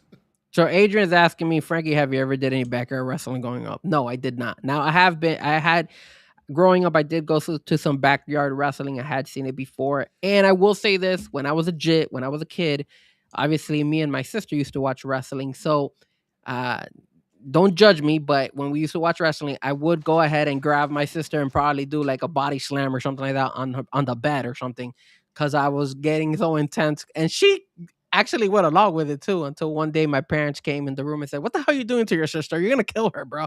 I was trying to do a tombstone power driver on her. I was doing leg drops. I was doing the frog splash. We had used to have bunk beds, and then there was another bed on the bottom. So I would put a I would put a mat on the floor, and then I would jump on the from the bunk bed all the way and do a frog splash into my sister. Frankie, you That's how never crazy I watched the was. thing. Don't try this at home. I was a kid. I was what, like 7, 5, 7, 8 years old, and my sister was also into it. She was like, "Yeah, if I can do it." My sister, you know what's funny though, is that my sister never. I don't recall her doing any of those on me. Like I always did it on her, and she always allowed it. So that was funny, but yeah, no, never. And then I did go to backyard wrestling here and there, and I've seen it before. And then obviously, as I've grown up as an adult, obviously I've gone to indie shows more and more often. So, uh, Adrian said we used to put on whole shows outside. Yeah, I mean, look at Bobby. Shout out to Bobby.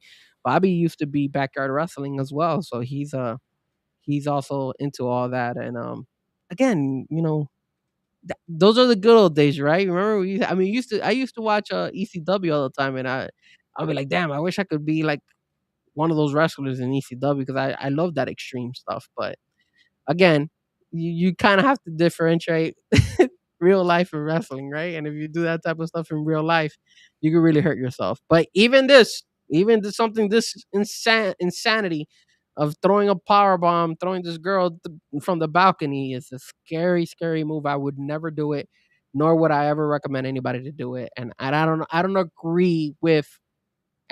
Sean, you might disagree with me, man, but I don't agree with this wrestling organization to allow this to happen.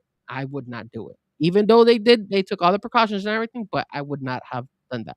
I think they made a mistake. That's a bad call. Even though nothing happened, I still feel like they should have never done that in the first place. I think that was bad, in my opinion. I wouldn't do it. And Again, I don't know what the atmosphere of the French wrestling scene is, so I don't know how we need to go to France. Check them how out. crazy that is or not, But I mean, again, the problem is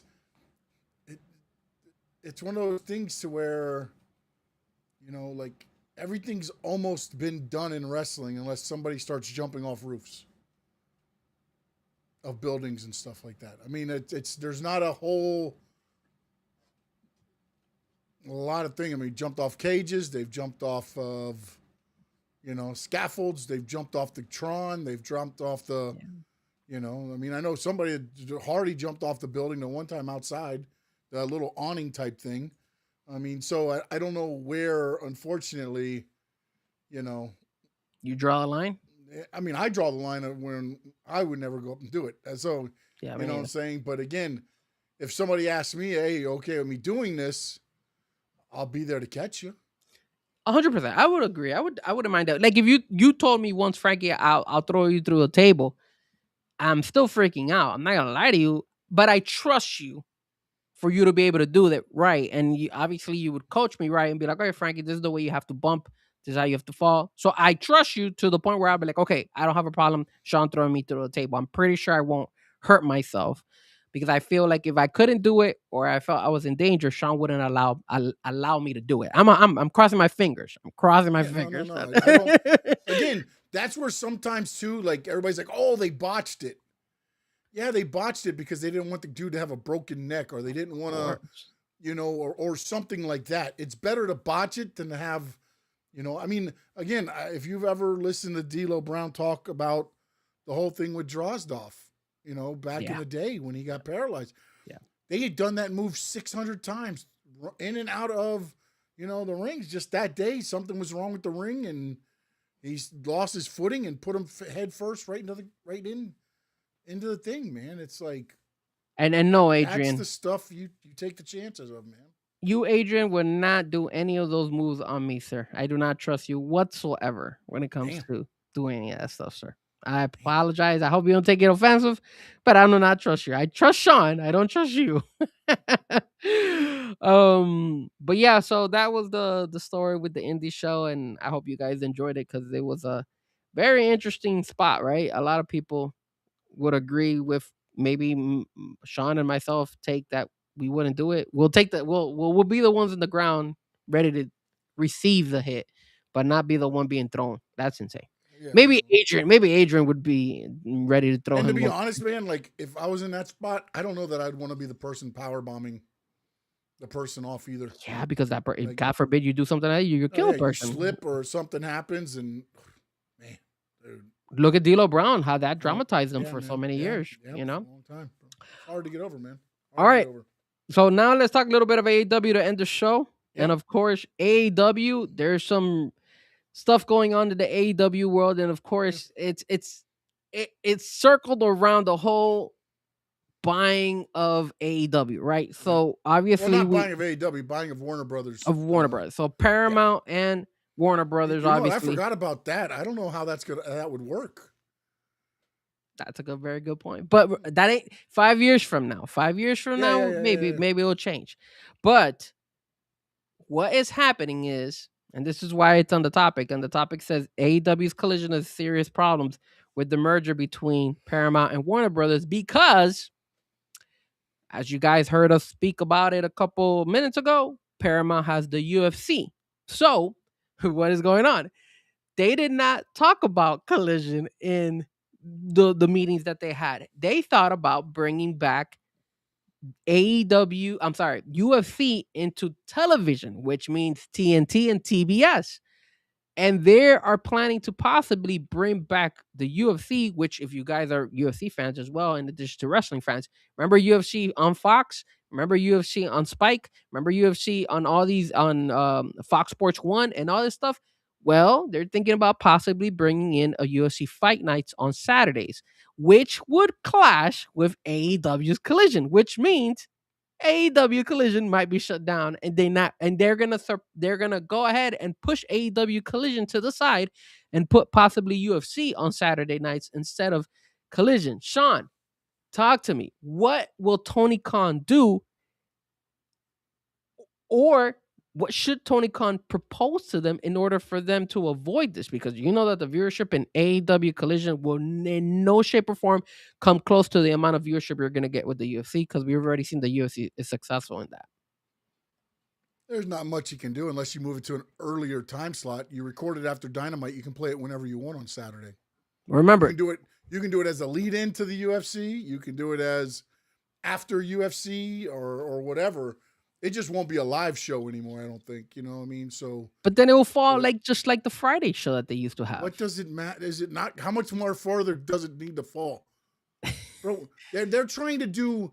They've got MJF now on the Collisions, trying to make it like mean something. Man. Well, maybe that's why, because they're noticing that maybe there's a very good chance that Collision might go out, and they're not going to have it because they're ready. What was Friday's show called? Do you remember? What was Friday's show called? Rampage, man. Rampage. Yes. And then how did that go? So if you move Collision over, you're going to lose the fan base that tune in on Saturdays, the little bit of fans that tune in on Saturday. And if you put it for night or before, you're still going to lose fans because it's being moved from the time slot that they usually get. No, but then you're going to be versing SmackDown as well. So it's going to be head-to-head competition for wrestling fans, depending who you want to go with. So is AEW going to take even a bigger hit when it comes to Dynamite? Because now you're not going to be able to go ahead and showcase some of your other wrestlers or be able to do some of your storylines in You know Collision. what? Now you have to focus all on Dynamite, one show. You instead started of two. asking me if I was Tony Khan, what would I do? Yes. I would say, look, if you take that away from me, give me a third hour In Dynamite. on Dynamite. Do you Not think a that I third like hour? that. Not that I like That's where I that. would go with that. Not that I like that, but then at least you have another hour to get more talent on the show. Do you think that hurt their viewership? Because 3 hours is a lot of wrestling on Oh from no, I mean AEW. it's gonna hurt, but I mean, does it at this point where does it matter? I mean, honestly, It's they're just above NXT on some weeks and just below on others. I mean, yeah. it's not like they're and they put on a hell of a show. I'm not saying that it's the show, but like you just got to do as we said before. Tony Khan needs to make AEW Dynamite the best AEW Dynamite he can. Don't worry about numbers. Don't worry about anything else. Make it the best. Keep improving it. And I feel like they're doing that, man. I have no problem with their shows, man. I don't. Some of the storylines I disagree with, but at least they're doing them now. At least a lot of the stuff have storylines. I don't understand some of them. Like, I don't understand how you've got Kevin Knight and Speedball Bailey as part of your trios team, right? Mm-hmm. But then Kevin Knight went individually and said he wants to take on Hangman after he wins the title. And then you've got him involved in another part with another tag team. So you've got them in 3 different things that quickly, like all at once. I like. And look at Tommaso Ciampa. Like, they got Tommaso Ciampa going everywhere right now. And you know, he won a belt as soon as he got in, and then he lost the belt. And you know, it's just one thing you mentioned to me that stuck to me was that their storylines are about wrestling.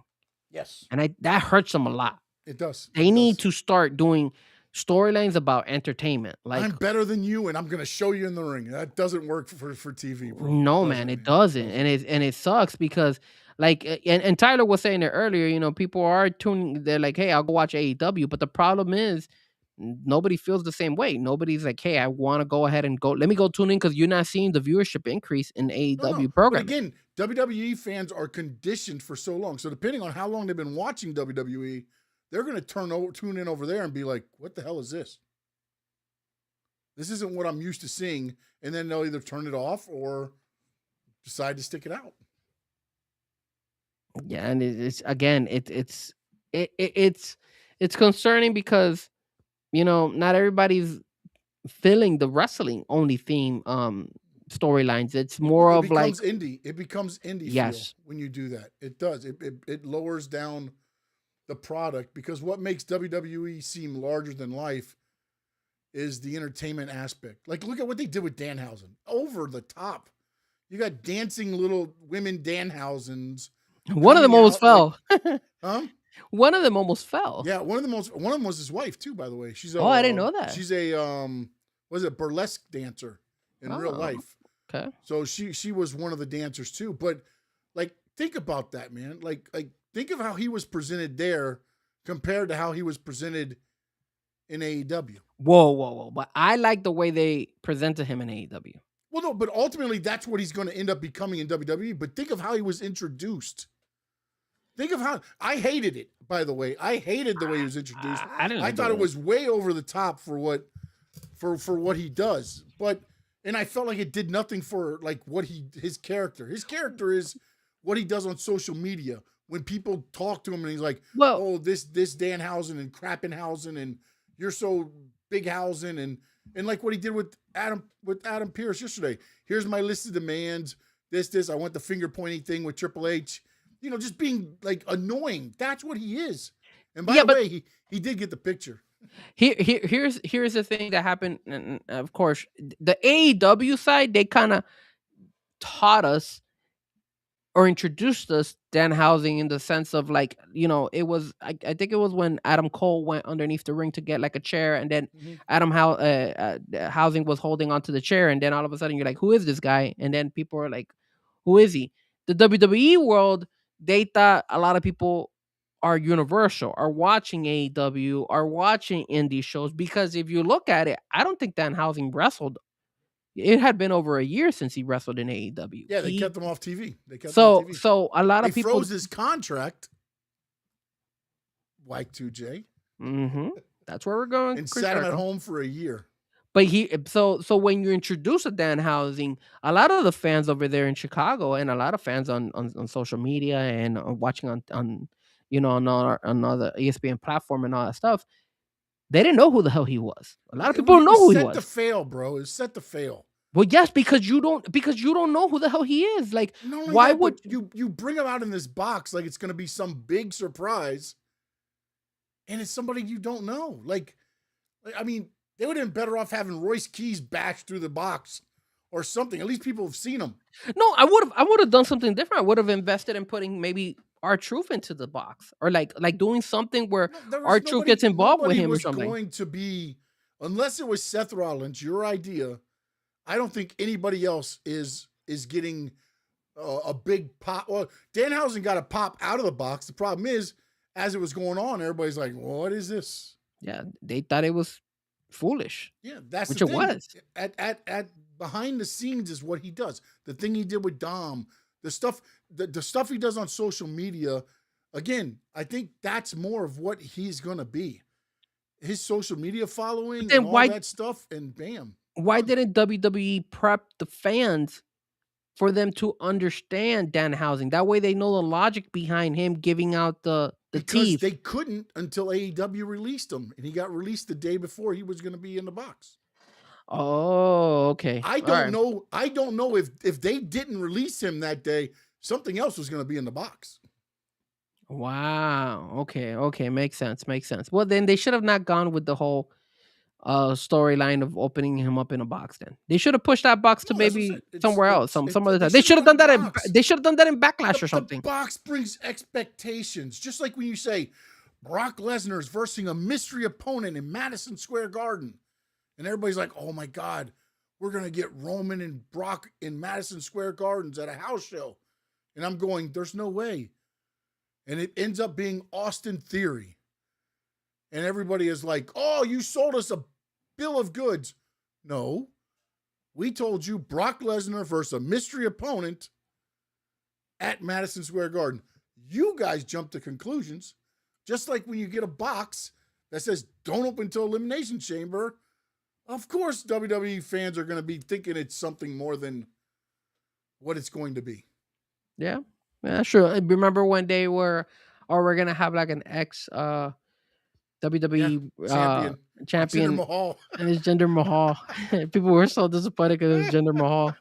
But hey, I mean, it is what it is when it comes to that. So when it comes to the AEW side, again, I'm just concerned because I have the feeling that once you take one show away from them, man, even if they contemplate and they actually do give them a third hour, that is not a good look for AEW. I think AEW is gonna get hurt because of this. You're not gonna be able to showcase a lot of your wrestlers, and your Ring of Honor is taking a shit, because that's another topic we're gonna talk about, which is but this is where I disagree with you. Why so? Because again, they're doing TV shows. If you watched it. The match I saw was Okada versus AR Fox. Mm-hmm. So back in the day, WCW used to do a show called WCW Saturday Night. Mm-hmm, mm-hmm. It was 2 hours, depending if it's Brave season. During Brave season and sometimes basketball season, they would only get 1 hour. Mm-hmm. But basically, what it was a showcase for your top talent. And you'd bring in Sean Stanley and Frankie Fresco to put people over. And then at the end, you would have one match with maybe a Brad Armstrong versus Arn Anderson, where it's like, okay, these are two guys we know. But everything else was about elevating the talent up. You know how many people were in the audience for those tapings? No, how many people? This is Collision, right? No, this was WCW Saturday Night. Oh, okay. How many? 75. Damn, nobody was out there. No. It was done at a soundstage, just like what they're doing here with this. And they'd film 2 to 3 weeks, and then they would put it in the can, and then what they do is when the promos, it would be like, hey, Saturday night we're going to be in Macon, Georgia, be there. Sunday night we're going to be here. Again, I know it's changed, times have changed, but if they do it properly, this could be a good thing for some of these Ring of Honor talents. And you ask me, what could they do with some of the talent that can't get seen on Warner Brothers or whatever, when it's Paramount? Yeah. Throw them down there, man. Yeah, but then you're gonna bury them, bro. So just to kind of recap to you guys, Ring of Honor is going to Jacksonville to WJCT Studios, and it's like it's like the size of Yeah. a bedroom, bro. Like that's how small it is, bro. It's really bad. It's a little sound stage. They put some chairs around the ring, and they got like a little board that has Ring of Honor, and Yeah, it's bad. It doesn't look good. It actually CCW looks 20,000 times better than that, to be honest with you. But that's just me. And you have like about 45 people tops.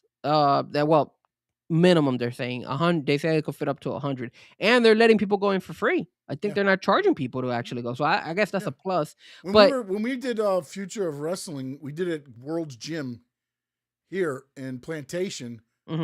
And we set it up to where the ring was this way with the interview area, and then the crowd was out that way. You could probably fit 100 in there, and we gave free, and that helped build up our audience, man. I mean, it really did. We brought in, some people got to see Sandman. They got to see, rest in peace, Hack Myers. Some, guys that had been on ECW TV and things like that come into a small, intimate, taping, so like Okada, it was a surprise to see Okada there. Well, the other thing too, Sean, is that supposedly the production is not the best either. Yeah, like it's probably the sound, 3 cameras, maybe. The cameras are not going to be the best. So that's why they're saying that it's a downgrade for Ring of Honor, and for something that a couple years ago when Tony Khan purchased it, he made it such a big deal. Yeah. Look how bad it's fallen. Like he's really hurt. I don't think he really had the plan. He was so excited as a fan and a mark that he had purchased something he had watched that I don't think he had a plan for, man. And we both said, not necessarily that we both said the same thing, but I had said I think they need to make that like an NXT. Yep. And start developing guys there and bring them up, because at that time you had Rampage, you had Collision, you had Dynamite, you had that YouTube show that was on there as well. They had shows there. So they should bring that back. That's something they could do if they get rid of Collision. Bring that YouTube show. There's a lot of avenues, and instead they put a title on Athena, and kudos to her. She's hella, but like it hasn't elevated anything. And they put the title on. I think Mark Briscoe had it at one point. They've had it on a couple of the bigger, names of the men as well, and it just hasn't, taken off, because I don't think people see that as Ring of Honor anymore. No. It's like what happened with ECW when WWE tried to bring it back. They're like, this isn't ECW, this is WWE. They looked at Ring of Honor and was like, this ain't Ring of Honor, this is AEW. Because Ring of Honor back in the day was AJ Styles, Adam Cole, Tommaso Ciampa, Claudio Castagnoli. The matches you had on those cards, let me see if I can find one back in the day here real quick. Well, while you look it up, again, like what you're saying, Ring of Honor has been like put on the back burner, and it sucks because there is so much opportunity for Ring of Honor.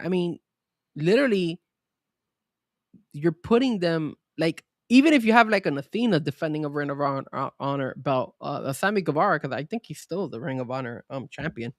But dude, these guys and girls are going to be wrestling in like 45 in front of 45, 50 people. This is like an indie show all over again for Ring of Honor that, like you said, at one point in time was prestigious because you had the likes of AJ Styles, you had the likes of Tommaso Ciampa, you had all these guys out there, and it made it cool for fans. But now it's like Tony Khan has buried that, bro. Just like WWE buried ECW, where nobody is gonna tune in, and it's only a matter of time before Ring of Honor I don't even know why he hasn't shut it down, because nobody's paying attention to it. Nobody, no. Who tunes in? Who watches Ring of Honor? Who watches any of that stuff? I don't watch any of that stuff. I mean, I would love to, but I mean, I don't even know who. I don't even know who are the champions over there. I know. So look at this, and it's crazy. So check this out. I'm under while you're looking that up. Athena's still the women's world champion. I had no idea, but Bandito is the world champion over there. The Oh, pure, didn't even know that. I had no idea about that. The Ring of Honor pure champion is Lee Moriarty. Apparently Nick Wayne is still the Ring of Honor World TV champion. Look at this. The tag team champions, Sammy Guevara and the Beast Mortos. I had no idea Mortos was a champion. Mortos is the tag team champion with Sammy Guevara. I had no idea about this. The 6-man tag team champions. Jesus Christ. Um, Shane Taylor Promotions. Those guys still exist. This is what pisses me off because Shane Taylor Promotions at one time was great in AEW, and they had their little run, and now they're buried all the way in Ring of Honor. Nobody even knows about them. The women's world TV champion is Red Velvet, and the women's pure champion is Deonna Purrazzo. I had no idea that any of these people were champions. The only one I knew was Sammy Guevara and obviously Athena because she's held that. But I had no idea Bandito was the world champion. I didn't even realize their shows. This good. Holy shit! And when you look at their roster, they got Angelico. Okay, he's not usually in AEW. Anthony Henry. Okay, he's not usually there. Billy Starks is still okay. Billy Starks. Dalton Castle still down there in Ring of Honor. They still got Dustin Rhodes. They got Dustin Rhodes in Ring of Honor. That's crazy. I know Well, he he's had both knees replaced. He's injured right now, but yeah. Oh, they put Mansoor down there. Good, because I think he both sucked. of those guys are down there now. Yeah, so Yeah, and then who else do they have in? I'm just look. This is the first time I look at their roster, and they don't even have that. Oh, they got Wheeler Yuta. Tony Nese is down there. I didn't even know Tony Nese was still signed to AEW. I had no idea. But they still added some. I mean, they still got Mark Briscoe listed down there. Who else do they have? Commander still listed down there. Oh my God, they got Jay Briscoe. Come on, man. I guess they want to pay him respect. I don't know, but come on, man. It's not even. But yeah, yeah, it's pretty sad. This lineup over there. Brian Cage. I think he's injured too. He's injured as well. I heard that they wanted to WWE wanted to sign him. Who? WWE Brian Cage. Yeah. He went to AEW because he didn't want to go to WWE. Yeah. Did you find a card before for Ring of Honor before? Well, I don't have a card, but I got the roster from 2010 Ring of Honor. Go for it. I'm going to list them all, okay? Adam Cole, Adam Pearce, Austin Aries, Awesome Kong, Bison Smith, Blue Demon Jr. These are announcers. Cedric Alexander, Caleb Conley, Charlie Haas, Chris Hero, Claudio Castagnoli, Cole Cabana, Christopher Daniels, Davey Richards, Delirious, Eddie Edwards, Eddie Kingston, El Generico, now known as Sami Zayn, Homicide, Jay Briscoe, Jeremy Buck, one of the Young Bucks, Jerry Lynn, Jim Cornette, Joey Ryan, Kenny King, Kenny Omega, Kevin Steen, now known as, of course, Kevin Owens, Kyle O'Reilly, Mark Briscoe, Max Buck, another one of the Bucks, Mike Elgin, Mike Bennett, P.D. Williams, Prince Nana, Rhett Titus, Ricky Reyes, Rocky Romero, Roderick Strong, Sammy Callahan, Sarah Del Rey, Sean Davari, Shelton Benjamin, Sonjay Dutt, Steve Carino, T.J. Perkins, Taylor Hendricks, Tyler Black, which is Seth Rollins, Zach Gowen. They had a good roster. They had a very solid roster compared to the roster that they have right now. Angelico, Anthony Henry, Athena, Bandito, Billy Starks, Brian Cage, Carly Bravo. I don't know who that guy is. Charlotte Renegade, Cole Carter, Dalton Castle, Deonna Purrazzo, Diamante, Dustin Rhodes, Griff Garrison, JD Drake, Jack Jameson, Jay Briscoe, Commander, Lady Frost, Lee Johnson, Lee Moriarty, Mansoor, Marina Shafir, Mark Briscoe, Marshall Von Erich. I didn't even know they were down there still. Mason Madden, Mike Bennett, Amina Shirakawa, Nick Wayne, Rachel Ellering, Red Velvet, Robin Renegade, Ross Van Erich, Sammy Guevara, Serpentico, Shane Taylor, Sean Dean, The Beast Mortals, Tony Nese, Trish Adora, and Wheeler Yuta. So I just got this an hour ago. AEW presents Revolution from the Crypto.com Arena in Los Angeles. There's still 1,000 tickets on sale. Got about 12 days till the show. Cheapest ticket. What do you think the price is? Just to get in? Yep. $15. Standard admission. $15. $34.79. Damn, dude. And that's why and what's up, Oscar? That's why when Tyler was saying, hey, people are tuning into AEW, they're not. They're not, because they're struggling to get ticket sales over there. Yeah. I mean, I think just people are just starting to fall out of love of wrestling because, again, it's what WWE has conditioned. WWE has conditioned their fans to not really be interested in what AEW is putting out there. But AEW doesn't help their cause either, Sean. You know that. No, they don't. But if you like wrestling, like in the inside the ropes, you could watch AEW. I mean, it's not like you're watching a freaking botch fest inside there all the time. Well, you know, WWE loves this. WWE wants to see AEW go down. Because as soon as they go down, they'll be able to freaking sign Okada. They'll be able to sign Kenny Omega. They'll be able to sign MJF. They want this to happen. Again, the only reason AEW hasn't gone down the drain is because Tony Khan has so much money to spend. No, because Sad Khan has so much money to spend. His daddy. But yeah, so that's the only reason why. But for WWE, bro, they love this. They love the fact that they're struggling. Yep. You know, they'll buy everybody else, and then you know what? It'll bring entertainment to the WWE because I would love to see an MJF. I would love to see an Okada in WWE. But again, I don't know how they're going to use them or if they use them correctly. But I know MJF would be a good one to have over there because MJF has that charisma. And he has the WWE format. That's why he's one of the most popular wrestlers, if not the popular wrestler in AEW. Because he focuses on the entertainment side. Their audience goes up and down when he's there and not there. 100%. Because even as casual wrestling fans, they'll tune in to see that. He's entertaining. But, and I know we've kind of beaten down this with a stick over and over again. But why doesn't Tony Khan change his model of like, yo, let's not just focus on wrestling. Let's focus on entertainment as well. We could deliver the first thing they said, we're different. We're not WWE. That's where. But it's not working. It's not working. I get that, but Tony Khan's gonna make it work, buddy. Or he's gonna go down the drain eventually. And the beef is at Wendy's, buddy. That's where the beef is. All right. No doubt. All right, Sean. Any last topics? I think we covered all. I think we got them all, man. Let them know where they can get a hold of you, man. You guys can follow me all on Frankie Fresco on all social media platforms, and also on X, Instagram, Facebook, Rumble.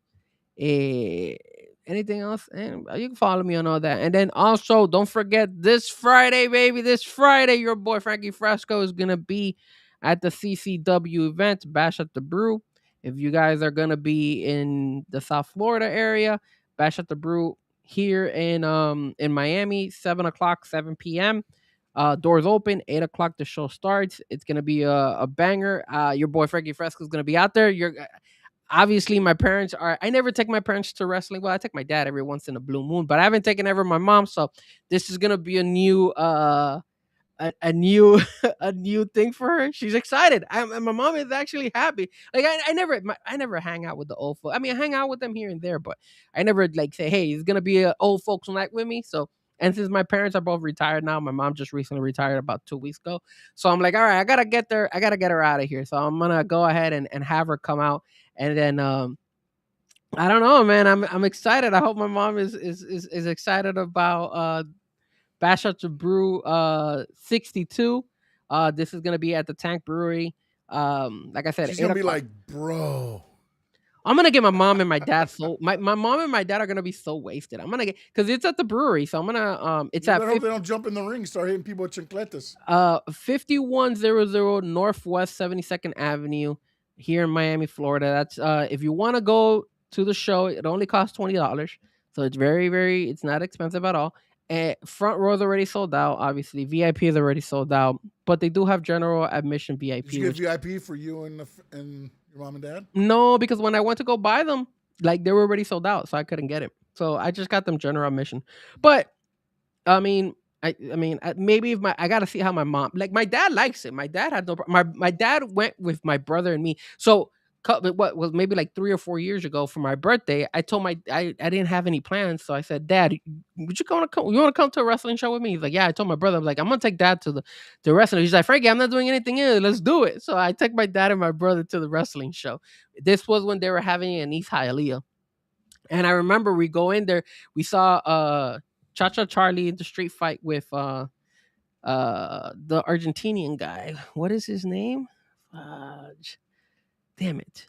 Damn it. The Argentinian guy, Sean. Do you know who I'm talking about? The We skinny did it guy? last week, and we had to look it up. I can't remember his name Damn right it. off the top I of don't my head. remember his name again. God damn it. Anyways, it was a street fight. And again, I haven't been in an indie show in a minute. So when my dad is there and we see Cha Cha take a bad bump against the steel metal stairs, and he starts squirting blood left and right on his right side, and it's like blood. I remember looking at my dad, and my dad is he's like, Ariel Levy.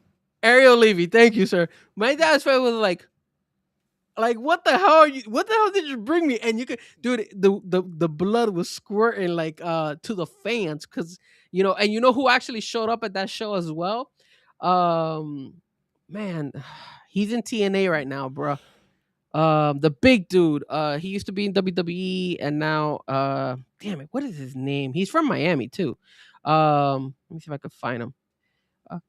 He's AJ Francis. So Oh, okay. AJ Francis made uh, a guest appearance. He did a power bomb on Cha Cha Charlie, even though it was busted open with blood. But my dad, my dad was traumatized. You know what's gonna freak out my mom? And I know I'm going long here. What's gonna freak her out is because the ring makes such a loud noise. That's Yeah. that's gonna freak her out. That's what's gonna make her be like, "Oh my god, Frank, what did you bring me to?" But that's why I gotta buy him a couple of drinks. I'd be like, "Mom, Dad, here, have a little bit of drink." My dad would drink no matter what. My mom, I just gotta get her like one or two drinks, and she'll get loosened up, and then all of a sudden, it'll be so cool if the wrestlers come. I'm gonna try to have photos with them, try to have them and give handshakes and all that stuff to my mom and my dad. I want to make it fun for them, because I think my parents are gonna, especially my mom. I'm excited about my mom. That's who I want to see how she's gonna react. So if you guys are gonna go out there, definitely show some love to CCW, Nelly, and all those guys over there. All the wrestlers over there are really good. Their shows are really awesome, and it is one of the hottest shows in South Florida when it comes to wrestling. Coastal Championship Wrestling, CCW, Bash at the Brew, nothing like it. $20, and you could go check out some wrestling, bro. And the shows don't go that long; they go for about 2 hours, so it's really good. It's really fun. 100%. Make sure you head out there Friday night. You can catch me at SS_Sports Talk. Catch me on Stanley Media House, everywhere else. Of course, here on the Stanley Media House Network. We've got Mondays talking NASCAR with No Doubt Spencer. Tuesdays talking wrestling with Frankie Fresco. And on Fridays talking some South Florida sports unfiltered with the Rainy Day Podcast, Adrian himself. Any last words? When is my boy Connor gonna win a race? Gotta learn how to drive that car, buddy. Gotta be able to handle that big package they got there. I'm a big fan of my boy Connor. He's my favorite one, and I guess the next person I kind of, I guess I kind of like here and there sometimes. Let me see who I haven't seen there. I haven't been looking at the standings. How's the standings right now? Probably Standings are a mess right now because a lot of the top cars got wrecked the first 2 weeks. So really. it's quite a mess. To be honest with you guys, I really do just watch the Daytona 500 and the Homestead Speedway. Those are the two I really focus on. But So you watch the first and the last race. yeah, those are really the ones I really do watch. Last year you would have watched the first race and the third race. So Yeah, you were yeah. done with NASCAR in January, February. I was March. done. I was done with that. After that, One of yeah. those months. But yeah, no. I gotta go in there and start watching a little bit more NASCAR. Why not? I have to because I want to join in the NASCAR chat room and be able to make sure I could keep up with the likes of No Doubt and the likes of Sean Stanley when it comes to NASCAR. I could only say certain things, but I gotta I gotta put my 2 cents in there. Bubba Wallace, he's number 2 in the standings. I like Bubba Wallace. He's not bad. And Chess Elliott is right there at number 3. So shout out to those two guys. I like those guys as well. They're not bad. So not a fan of Tyler Reddick. I don't appreciate owners that like to touch kids. So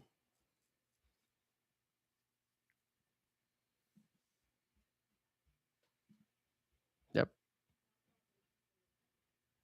And thank you, no doubt. Thank you for telling my mom to retire. Yeah, man. She finally retired.